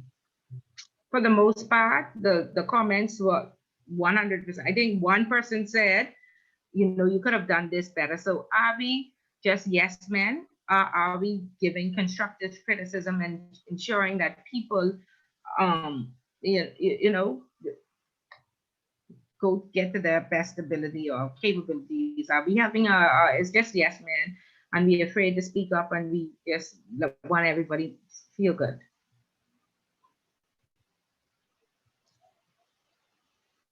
I don't think that we're yes men, especially not in this day and age.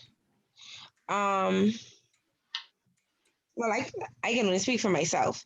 I don't have a problem speaking up with anything.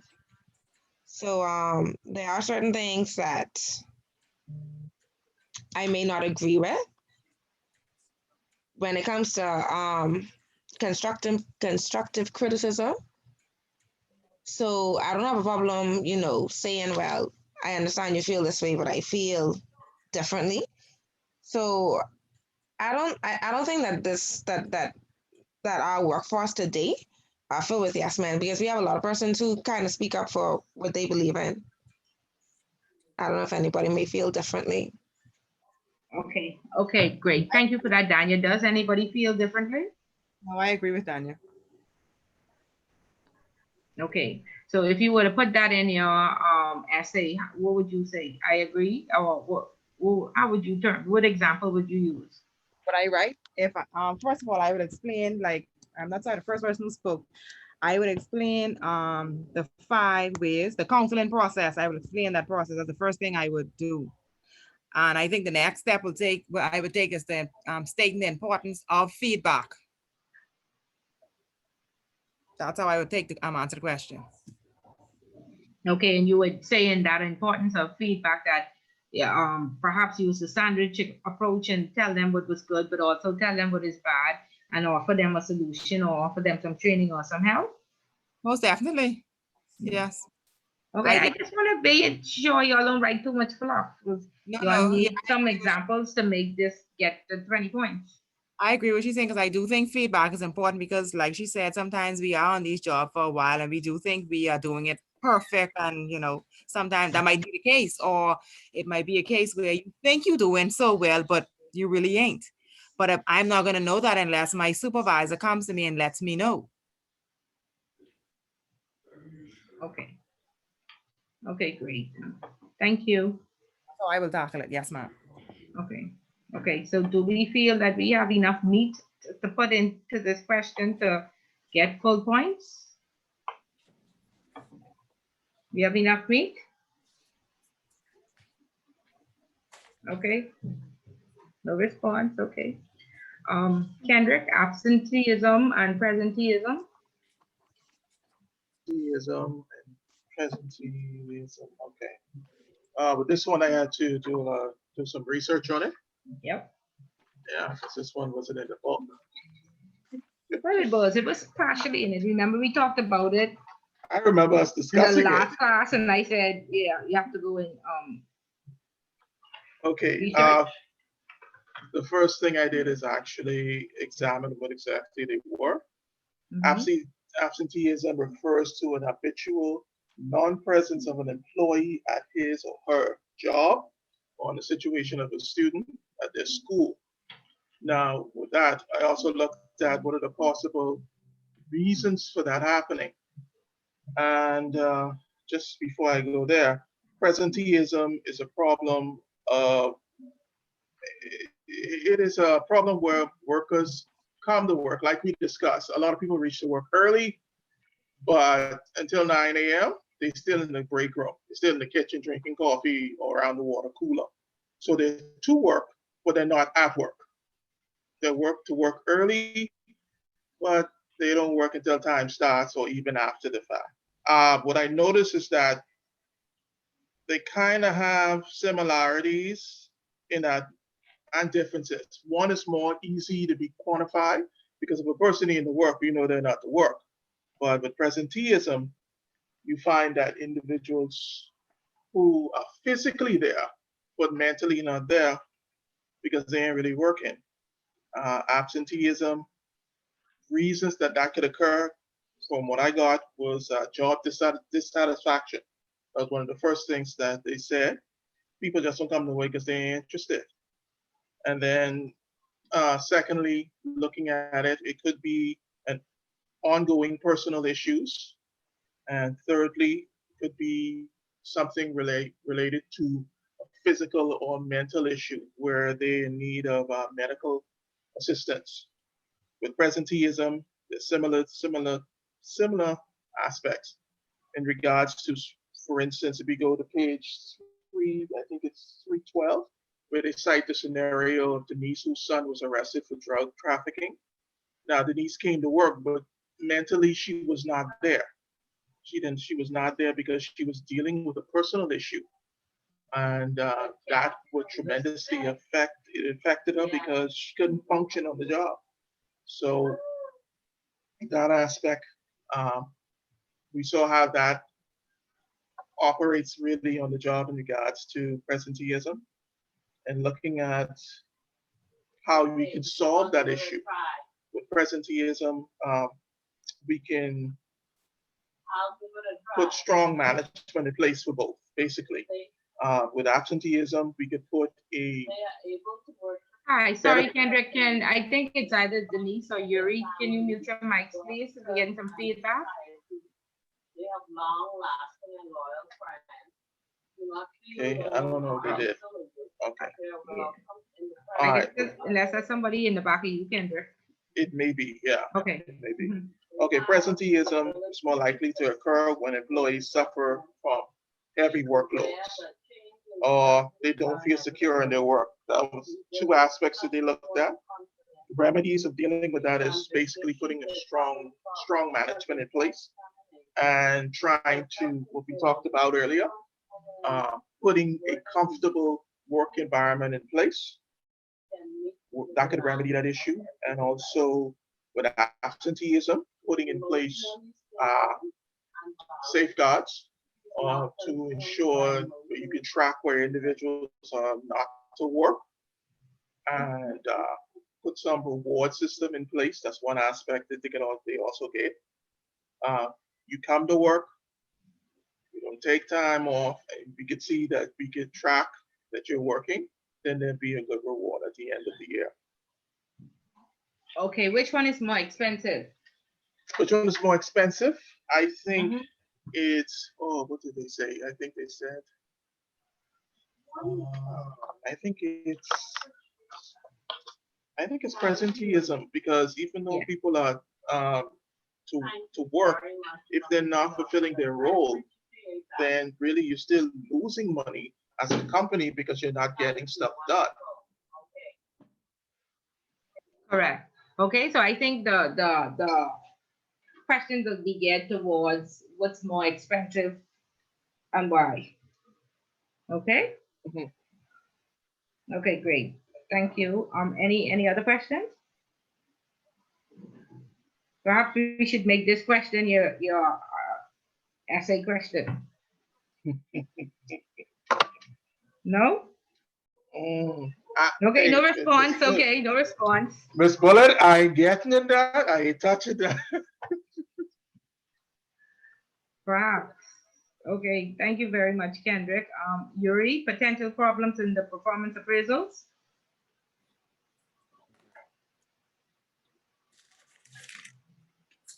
All right, the number, so this is from page 305 to 307. So a number of potential problems can creep into the process when performance appraisals are processed. There are 5 errors in total, so let's go down the list. 1, leniency error. 2, halo error. 3, similarity error. 4, recency error. 5, central tendency error. What is it? So the first one, the leniency error. The leniency error is a positive or negative leniency that overstates or understates performance, giving an individual higher or lower appraisal than deserved. So for an example of that is, that means, let's just say if I'm being appraised and let's just say I'm being appraised and the supervisor has like a personal vendetta against me, the supervisor is more inclined to rate me lower than I deserve. So that's leniency. Halo error. Halo error is defined as a tendency to rate an individual high or low at all factors as a result of an impression of a high or low rating of some specific factor. So with the halo error, I'll take me that example as well. So overall in the fiscal year, I guess I was doing fairly good, but there was one specific factor in that year. Let's just say I had a difference of $5,000 and it couldn't be located. The supervisor would take that situation and automatically rate me low based on that one bad experience throughout the whole fiscal year. So that can be considered as a halo error. Similarity error. Similarity error is defined as rating others in a way that gives special consideration to qualities that appraisers perceive in themselves. So an example of that is the supervisor would take, well, the supervisor has the incumbent, whether it be like, let's just say 5 of them, and the supervisor would basically appraise the employees based on the supervisor the supervisor would grade the employee based on the supervisor's best traits. So let's just say some of the employees like come to work on time and they put their best foot forward, like the supervisor does, then just based on, if the employee acts exactly like the supervisor, in that case, if they have similar traits, then that's how they're graded. While the minority who come to work late, they'll be penalized because they don't act like how the supervisor acts. Number 4, recency error. Recency error is defined as an error that occurs when appraisers recall and give greater importance to employee job behaviors that have occurred near the end of the performance measuring period. So similar to the halo error, but we know end of year, well, performance appraisals are usually done at the end of the year. So let's just say I did something bad at the beginning of the year, and it was a significant error, but I made up at the end of the year, knowing that I did something bad. So moving towards the end of the year, I started coming to work on time, putting my best foot forward, so on and so forth, to kind of deter my supervisor's decision on the performance appraisal, hoping that they forgot that they did a significant discrepancy at the beginning of the year. And the central tendency error is defined as appraiser's tendency to avoid excellent category as well as unacceptable category and assign all ratings around the average or midpoint range. So that basically explains itself. That's when I guess you can say the supervisor is playing it safe and grading all of the incumbents like average, neutral, instead of really going beyond to say what they did. If they did something really extravagant or extraordinary, they would highlight that. Or they did something, or if they did something very degrading, they wouldn't highlight something that they did very good or something very bad. They just keep it level, keep it neutral. So those are the five potential problems in potential, those are the five potential problems in performance appraisals. So I'll list them again. That's the central tendency error, the recency error, the similarity error, the halo error, and the leniency error.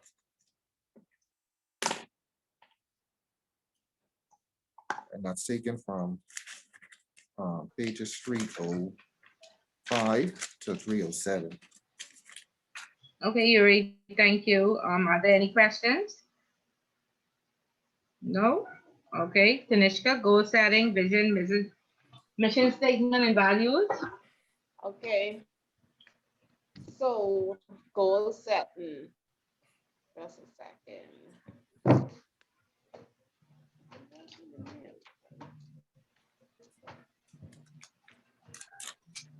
Goal setting is a system by which employees jointly determine specific performing goals with their supervisors. Progress towards goals is periodically reviewed and rewards are allocated on the basis of this progress. So many supervisors are helping their, I'm reading on page 71 for those who want to follow. Many supervisors are helping their employees set performance goals in an effort to achieve departmental and organizational goals. One means of doing this is through a process called goal setting. And I would have already defined what is goal setting. So goal setting makes objective operational by devising a process by which they cascade down through the organization. The organization's overall goals are translated into specific goals for each succeeding levels. For example, like divisional, departmental, individual in the organization, because lower unit managers jointly participate in setting their own goals. Goal setting works from the bottom up as well as from the top down. The result is a hierarchy that links goals at one level to those at the next level. That's not how organization members did it in the past, okay? So how were goals, well, we don't have to go in really how were goals set in the past, but I will cover what is the key to making goal setting effective. So here are 4 ways to make it effective. Goal specificity. So this is goal should be specific statements of expected accomplishment. The second is participation. In goal setting, the goals are not unilaterally set by the boss and assigned to employees, as was characteristics of traditional goal setting. Instead, goal setting replaces these imposed goals with jointly determined goals. So instead of like in the past, the boss, like the high manager setting the goals, it is jointly done by all employees. Thirdly, time limits. Each goal has a concise time period in which it is to be completed. Typically, the time period is 3 months, 6 months, or a year. So everyone has not only specific goals, but also a specific time period in which to accomplish them. And lastly, performance feedback. This is the final ingredient in a goal setting program. Goal setting seeks to give continuous feedback on progress towards goals. Ideally, this is accomplished by providing ongoing feedback to individuals so that they can monitor and correct their own actions. This is supplemented by periodic formal appraisal meetings in which supervisors and employees can review progress towards goals and further feedback can be provided. Okay. And then you could always, I also touch why my goal setting work for you. There are several reasons why goal setting work. First, it gives you both and your employer clarity and direction in your job.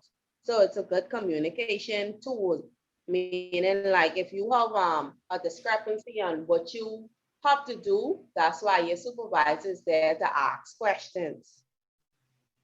So second, goal setting increases employees' involvement, commitment, and motivation.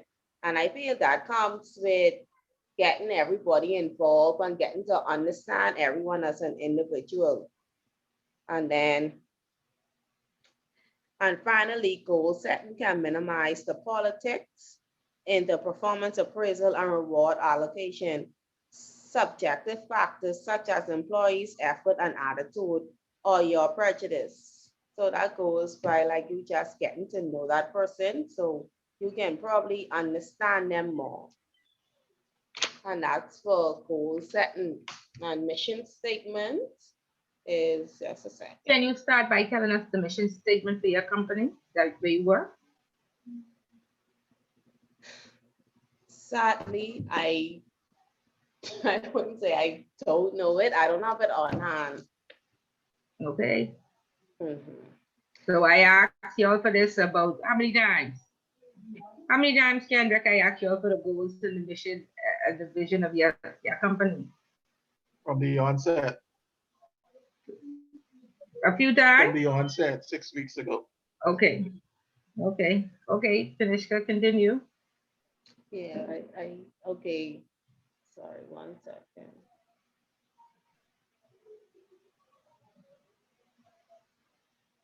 And then a mission statement is just a concise description of your company's purpose, your goals, and the kind of products or services you provide to help your audience find solutions to their pain points. So it's just in a nutshell what you hope to accomplish with your business and the values and the goals that you set. And values are just principles that govern the way your products and services or the way you plan to do business. Okay, that's it? Yes, ma'am. Okay, thank you very much.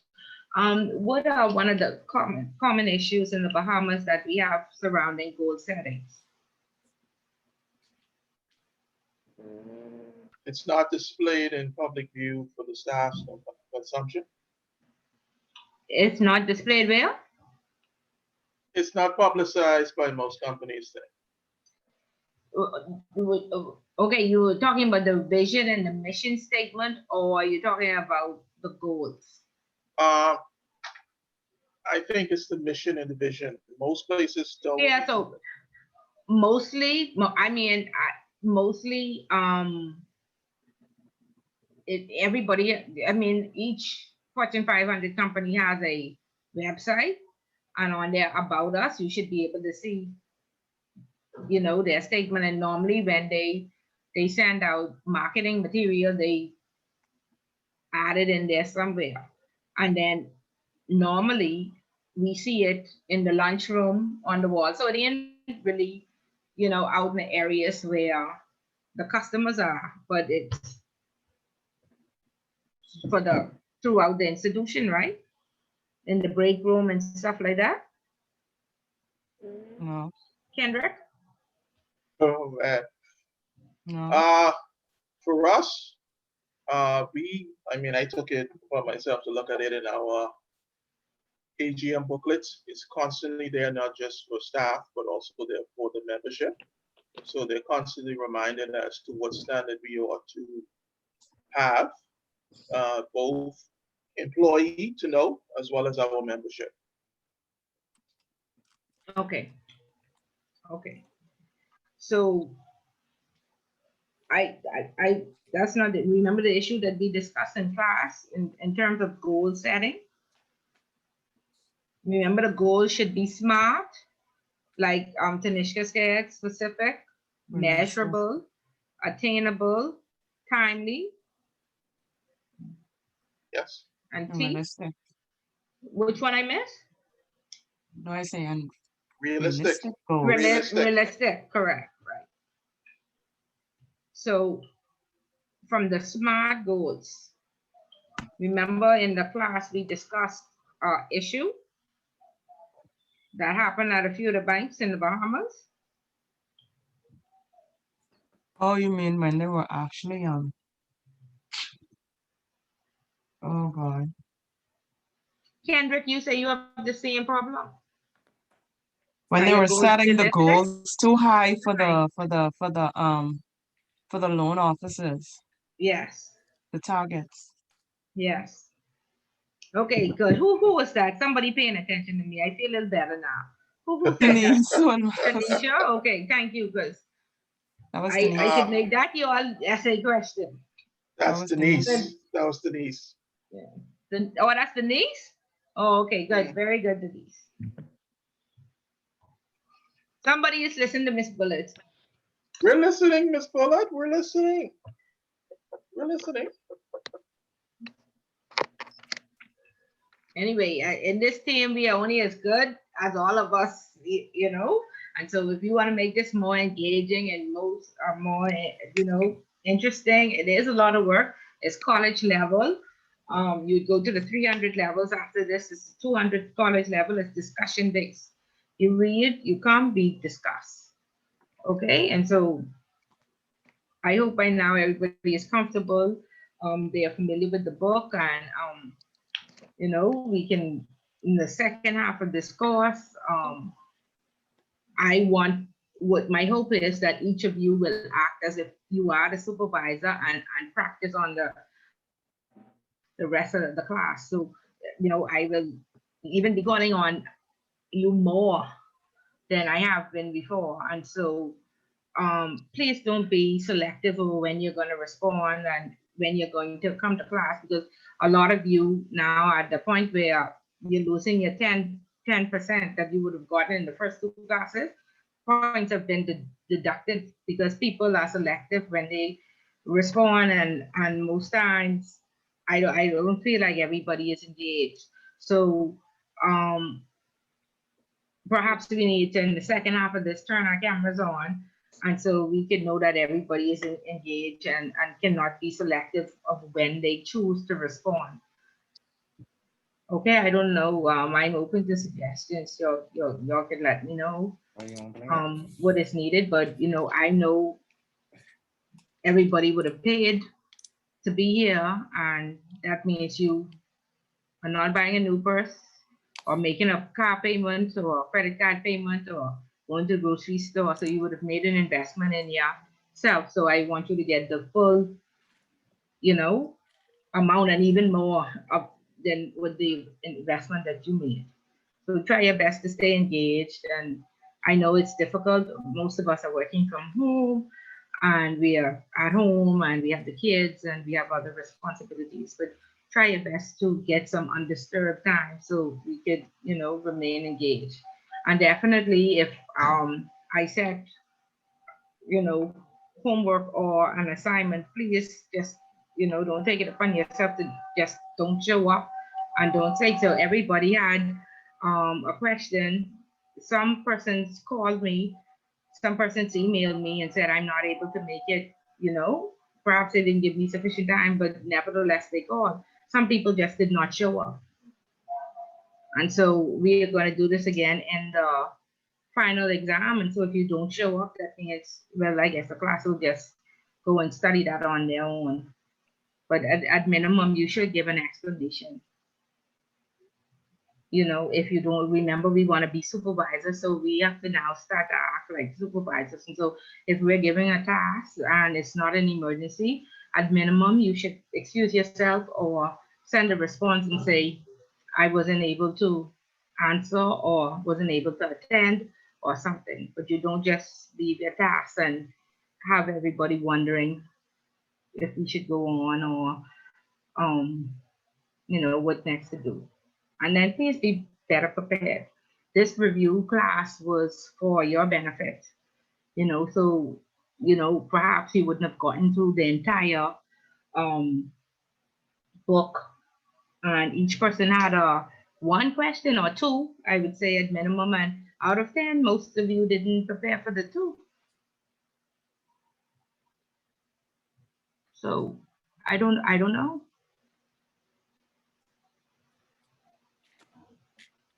But I know it's very hectic to go to work and come to school.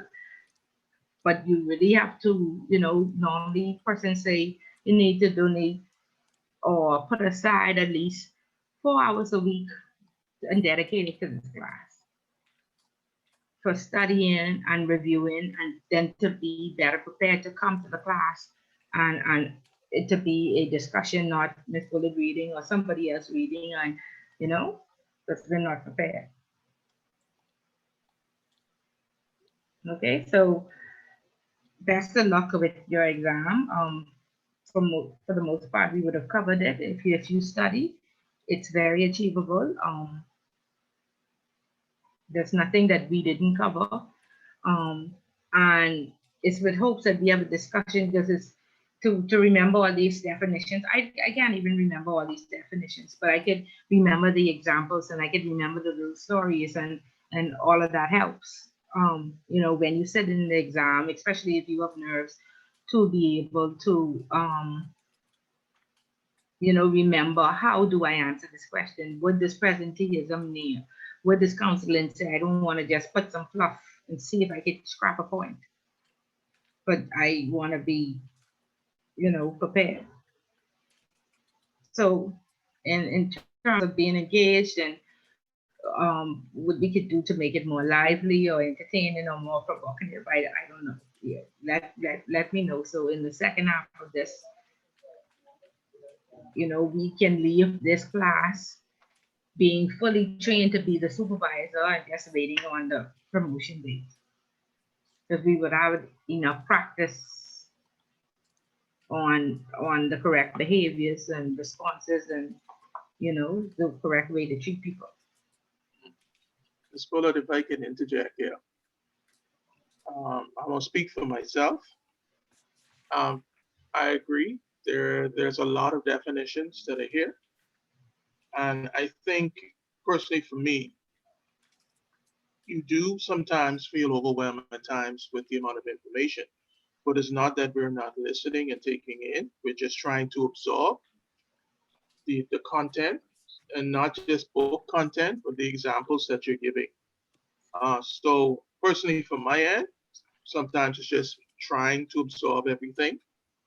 And sometimes, like they say, for us men, sometimes we got to go in the cave and think about things for a while before we come back out to be able to present that which we heard and digest it. So I think it is just that I can speak for me in regards to just absorbing, taking the time to absorb the content that is there. Okay, thank you. I appreciate you speaking up.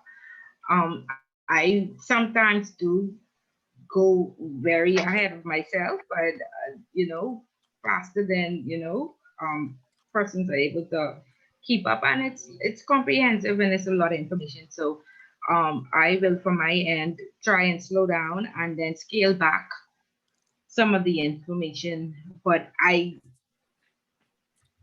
with this class, I think I've been given a little bit more, because I wanted to ensure, because I don't feel I get sufficient feedback that everybody understands. So I will scale it down and try to ensure that I slow down a bit to ensure that everybody understands. So once I say questions or concerns, then say just I need to digest that, and then I'll understand. Will that work for you, Kendra? Yes, ma'am. Okay, great. Thank you. Anybody else? And also there are, like, aside from coming home from work, you still got to deal with. I can't hear you. Hello? Yeah, you're a little bit low. Yeah, I'm saying aside from coming home from work, you also got to deal with, like, your personal life. So even though you get off 5, 6 o'clock, you might not be walking to the door until 7, 8 o'clock. And then you're taking maybe another class or 2 additional classes, and each classes require you to read, which is understandable. But there's this one particular class that I'm in that we don't have homework, which is great, but you have to read each chapter before the class, and each chapter consists of 40 to 50 pages, which is horrible. But I mean, You mean somebody worse than Miss Bullet? You mean you mean a class worse than this? Oh my God. Okay. Yeah. yeah, but I think we're trying our best, to absorb everything. And like Kendrick said, it's just a lot, multitasking and managing everything. Okay. And I do understand, and I don't mean to be sexist, but particularly for women, if we were at the school, um, there would be no kids and no husbands and having any requests. But because we're home, the children automatically think it's time to play, or they could come with their questions, or mommy or daddy is free, and so I totally understand. I totally understand, but just let me know, or perhaps on the days, I know you say you have more than one classes on the days that you have school, you could perhaps ask for some flexibility. I don't know if your job would offer that, but for years we said that it's ludicrous that you pay for somebody to go to school, but you don't give them study time and you don't give them flexibility on the days when there is school. So I don't know if perhaps having a conversation, is flexibility allowed at your job? So perhaps on the days you have school, you could get off at 4. So there's no rush to fight the traffic to get there, and perhaps take advantage of any benefits at work. You could perhaps ask, and that may help, and definitely get your study days and some type of flexibility on the day of class. I don't know, you perhaps you can ask, and that may help. Ms. Bullet, also, I think to me, and I should mention this. Some of us don't have a choice in passing because the institution will pay for the class. Correct. So we had to come out of pocket. Correct. So. Correct. Yeah, okay, so therefore, you'll find out if there's any flexi time on the day of class. Any way they can assist you, and there's nothing wrong with, Miss Bullet is be overwhelmed most of the time. I said, I just need, I teach, I told them I was teaching. Now, I was a little bit different. I said, I sit up in here till, thank God for the curfew, because it used to be 10 o'clock every night. I need to be off on, I used to teach on Thursdays then. I told them I just couldn't do it. I couldn't do it, and I needed to be off on Thursdays. Now, that's a bit much, right? But definitely you could probably get off 3 o'clock or 4 o'clock on a day like when you have a very hectic class, and you have to read 40 some pages, and you need to schedule a time. If they say no, then you need to schedule a time like Saturday nights, or I'm not gonna go out and party. Saturday night or Sunday night will be your undisturbed reading time or your undisturbed study time. And ask your family to work with you, because like again, you made an investment, and so you want to get the best of your investment. You want it to be valued, so you need that undisturbed time away from cooking, away from chores, and away from any type of disruption, to be able to focus and study. And then you also need a time to unwind. And this even whether you out of school or not, just after working from 9 to 5, you need that personal time to do whatever you like and whatever makes you feel good. And a lot of times we just work, and then overtime, because we need the money. You have to, or you become burnout. And then you sit in this class and this bullet just talks, and you don't retain anything. Okay? And so as supervisors, you need to be able to take care of yourself first and see the benefits in that. And so when you supervise, you can tell your staff, hey, this worked for me. Okay, so try it. You have to take care of yourself first. You have to organize your time. You have to make those one time to relax, one time to prepare. And you'll find you have been better weeks, and you'll find that you're more rejuvenated. I love the beach. And when it's cold, I love music. So whatever makes you feel good, if it's a glass of wine, have a glass of wine. How about No, but true. I serious. Or something stiffer.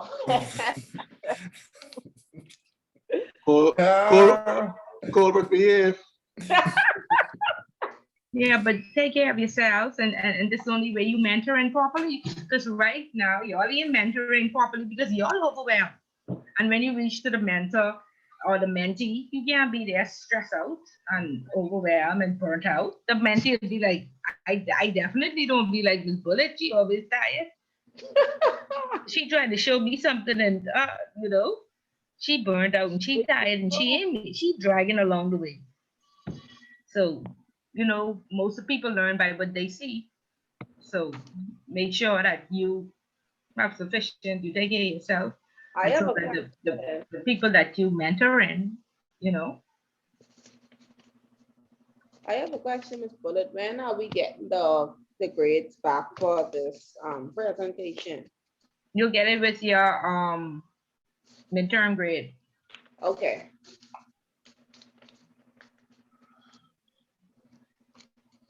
Well, I got a process. Any other questions or concerns? And we have an overview, we have a clear overview of what we should expect on the exam. And now we have 1 week to study and prepare ourselves. We do. And we will be successful because we don't want any retakes. And you say about retake, which we hope none of us did for the final. Yeah, Ms. Bullet, let me ask this question. Are we going to be revisiting these particular chapters on the finals, or only will be covered moving after the midterm exam?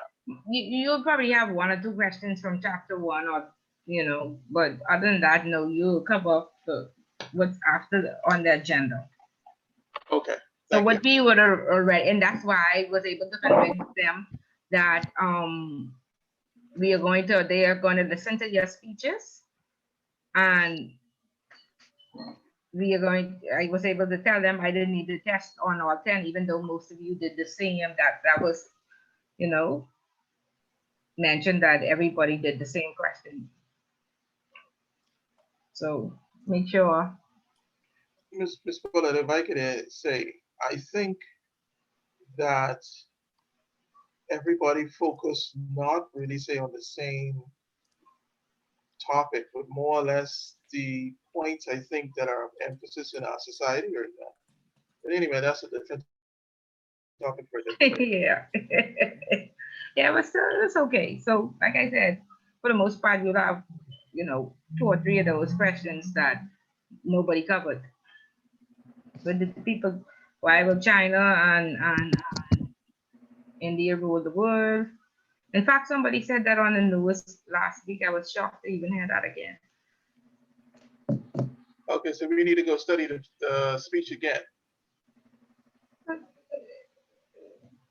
Like I said, 2 or 3 of the questions, it was 10 questions. 2 or 3 of the questions will be from the speech. It won't be on depth. It won't be on leadership. It will be on and it won't be on relationships. So I think 2 people covered relationships, 3 people covered leadership, and the rest covered that.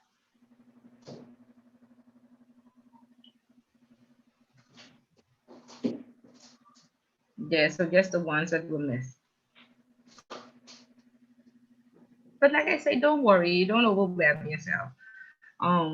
If you write your 5 points on each of those, and have examples, then you should be fine. But the key, I think the key is, being relieved, rejuvenated, and then being able to retain the information and properly articulate it in the exam. So focus on organizing yourself.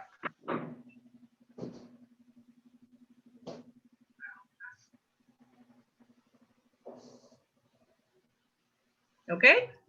Yes, ma'am. Any more questions or concerns?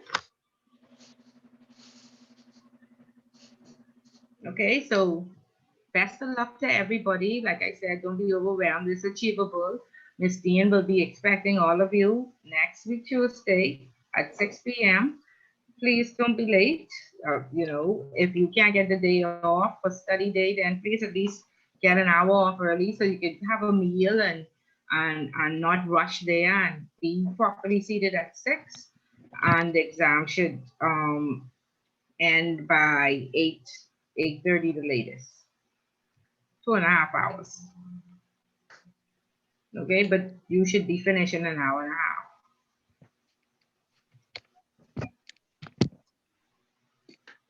Okay, no, only your keys and your mask. Please don't bring any books, anything extra. Your keys and your mask. And Miss Dean will be expecting you. If for some reason you have an emergency, please, at your earliest convenience after your emergency, call the institute or send me an email and let me know that you had an emergency and you're unable.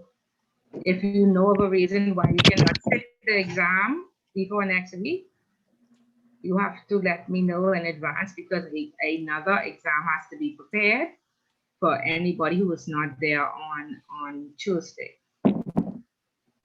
Okay, so if you know of a reason, please advise if there's an emergency. As soon as you're able to make contact. And then we will arrange a reset.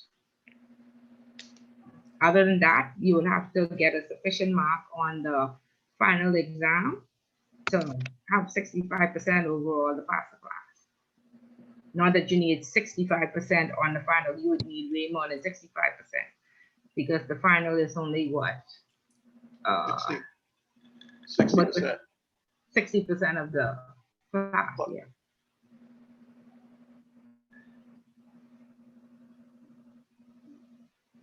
And then also, I don't want to overwhelm you any. When we pick up next week, remember the bonus 5% too. So when we pick up week after, remember that as well for your extra 5%. But right now, just focus on the exam. Okay, are we clear? Yes, ma'am. And also, the institute, everybody has taken an exam at the institute before. Yes, ma'am. Okay. So so we know the rules. There's no, somebody said, well, Miss Bullet, I brought my notes. No, there's no notes. We have to remove somebody for cheating. If you're removed for cheating, or if you have a cell phone or any of that, anything that's not allowed other than your mask and your keys, is $150 to retake the exam. But if you're removed from the exam, you have to go to counseling and you will be removed from all your classes until the counseling is complete. Then you pay the $150, then you're allowed back in all your classes. It's the same process at UD. Miss Bullet, Yes? I gotta bring my phone. I can't leave my phone in the car. Don't bring it with you. My whole purse because I come from work. Okay, but you'd have to leave those with Miss Dean, because again, Yeah, I mean, you can leave you'll them have to with Miss Dean. remember social distancing and they have 8 classrooms. We used to put all the bags on one desk. We can't do that. That's not allowed any longer. So that's why you'd have to leave a purse with Miss Dean. So make sure there's no cash in your purse on that day, or no passports or anything of value, other than like my purse just have makeup and lots of junk in it. Miss Dean, get hold of that. Okay, so don't bring anything of value on that day, please.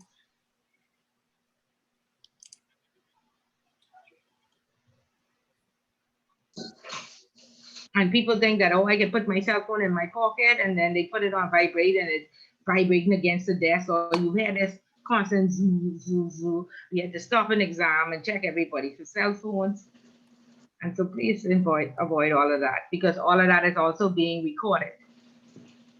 So the person may not necessarily be in the class with you, but they're watching you on a camera. So please, let's avoid all of that, because it has happened many times. When the person walks out of the class, the person go in their pocket and pull out their phone, remove.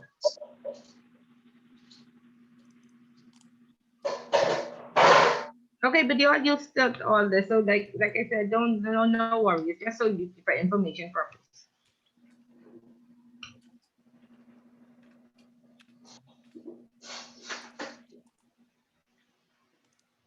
Okay, any other questions or concerns?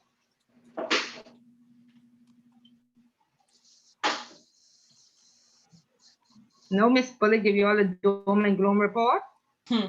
You all very sad. Oy. We good, we good, You sure? Okay. we good. Trust me, everybody got this.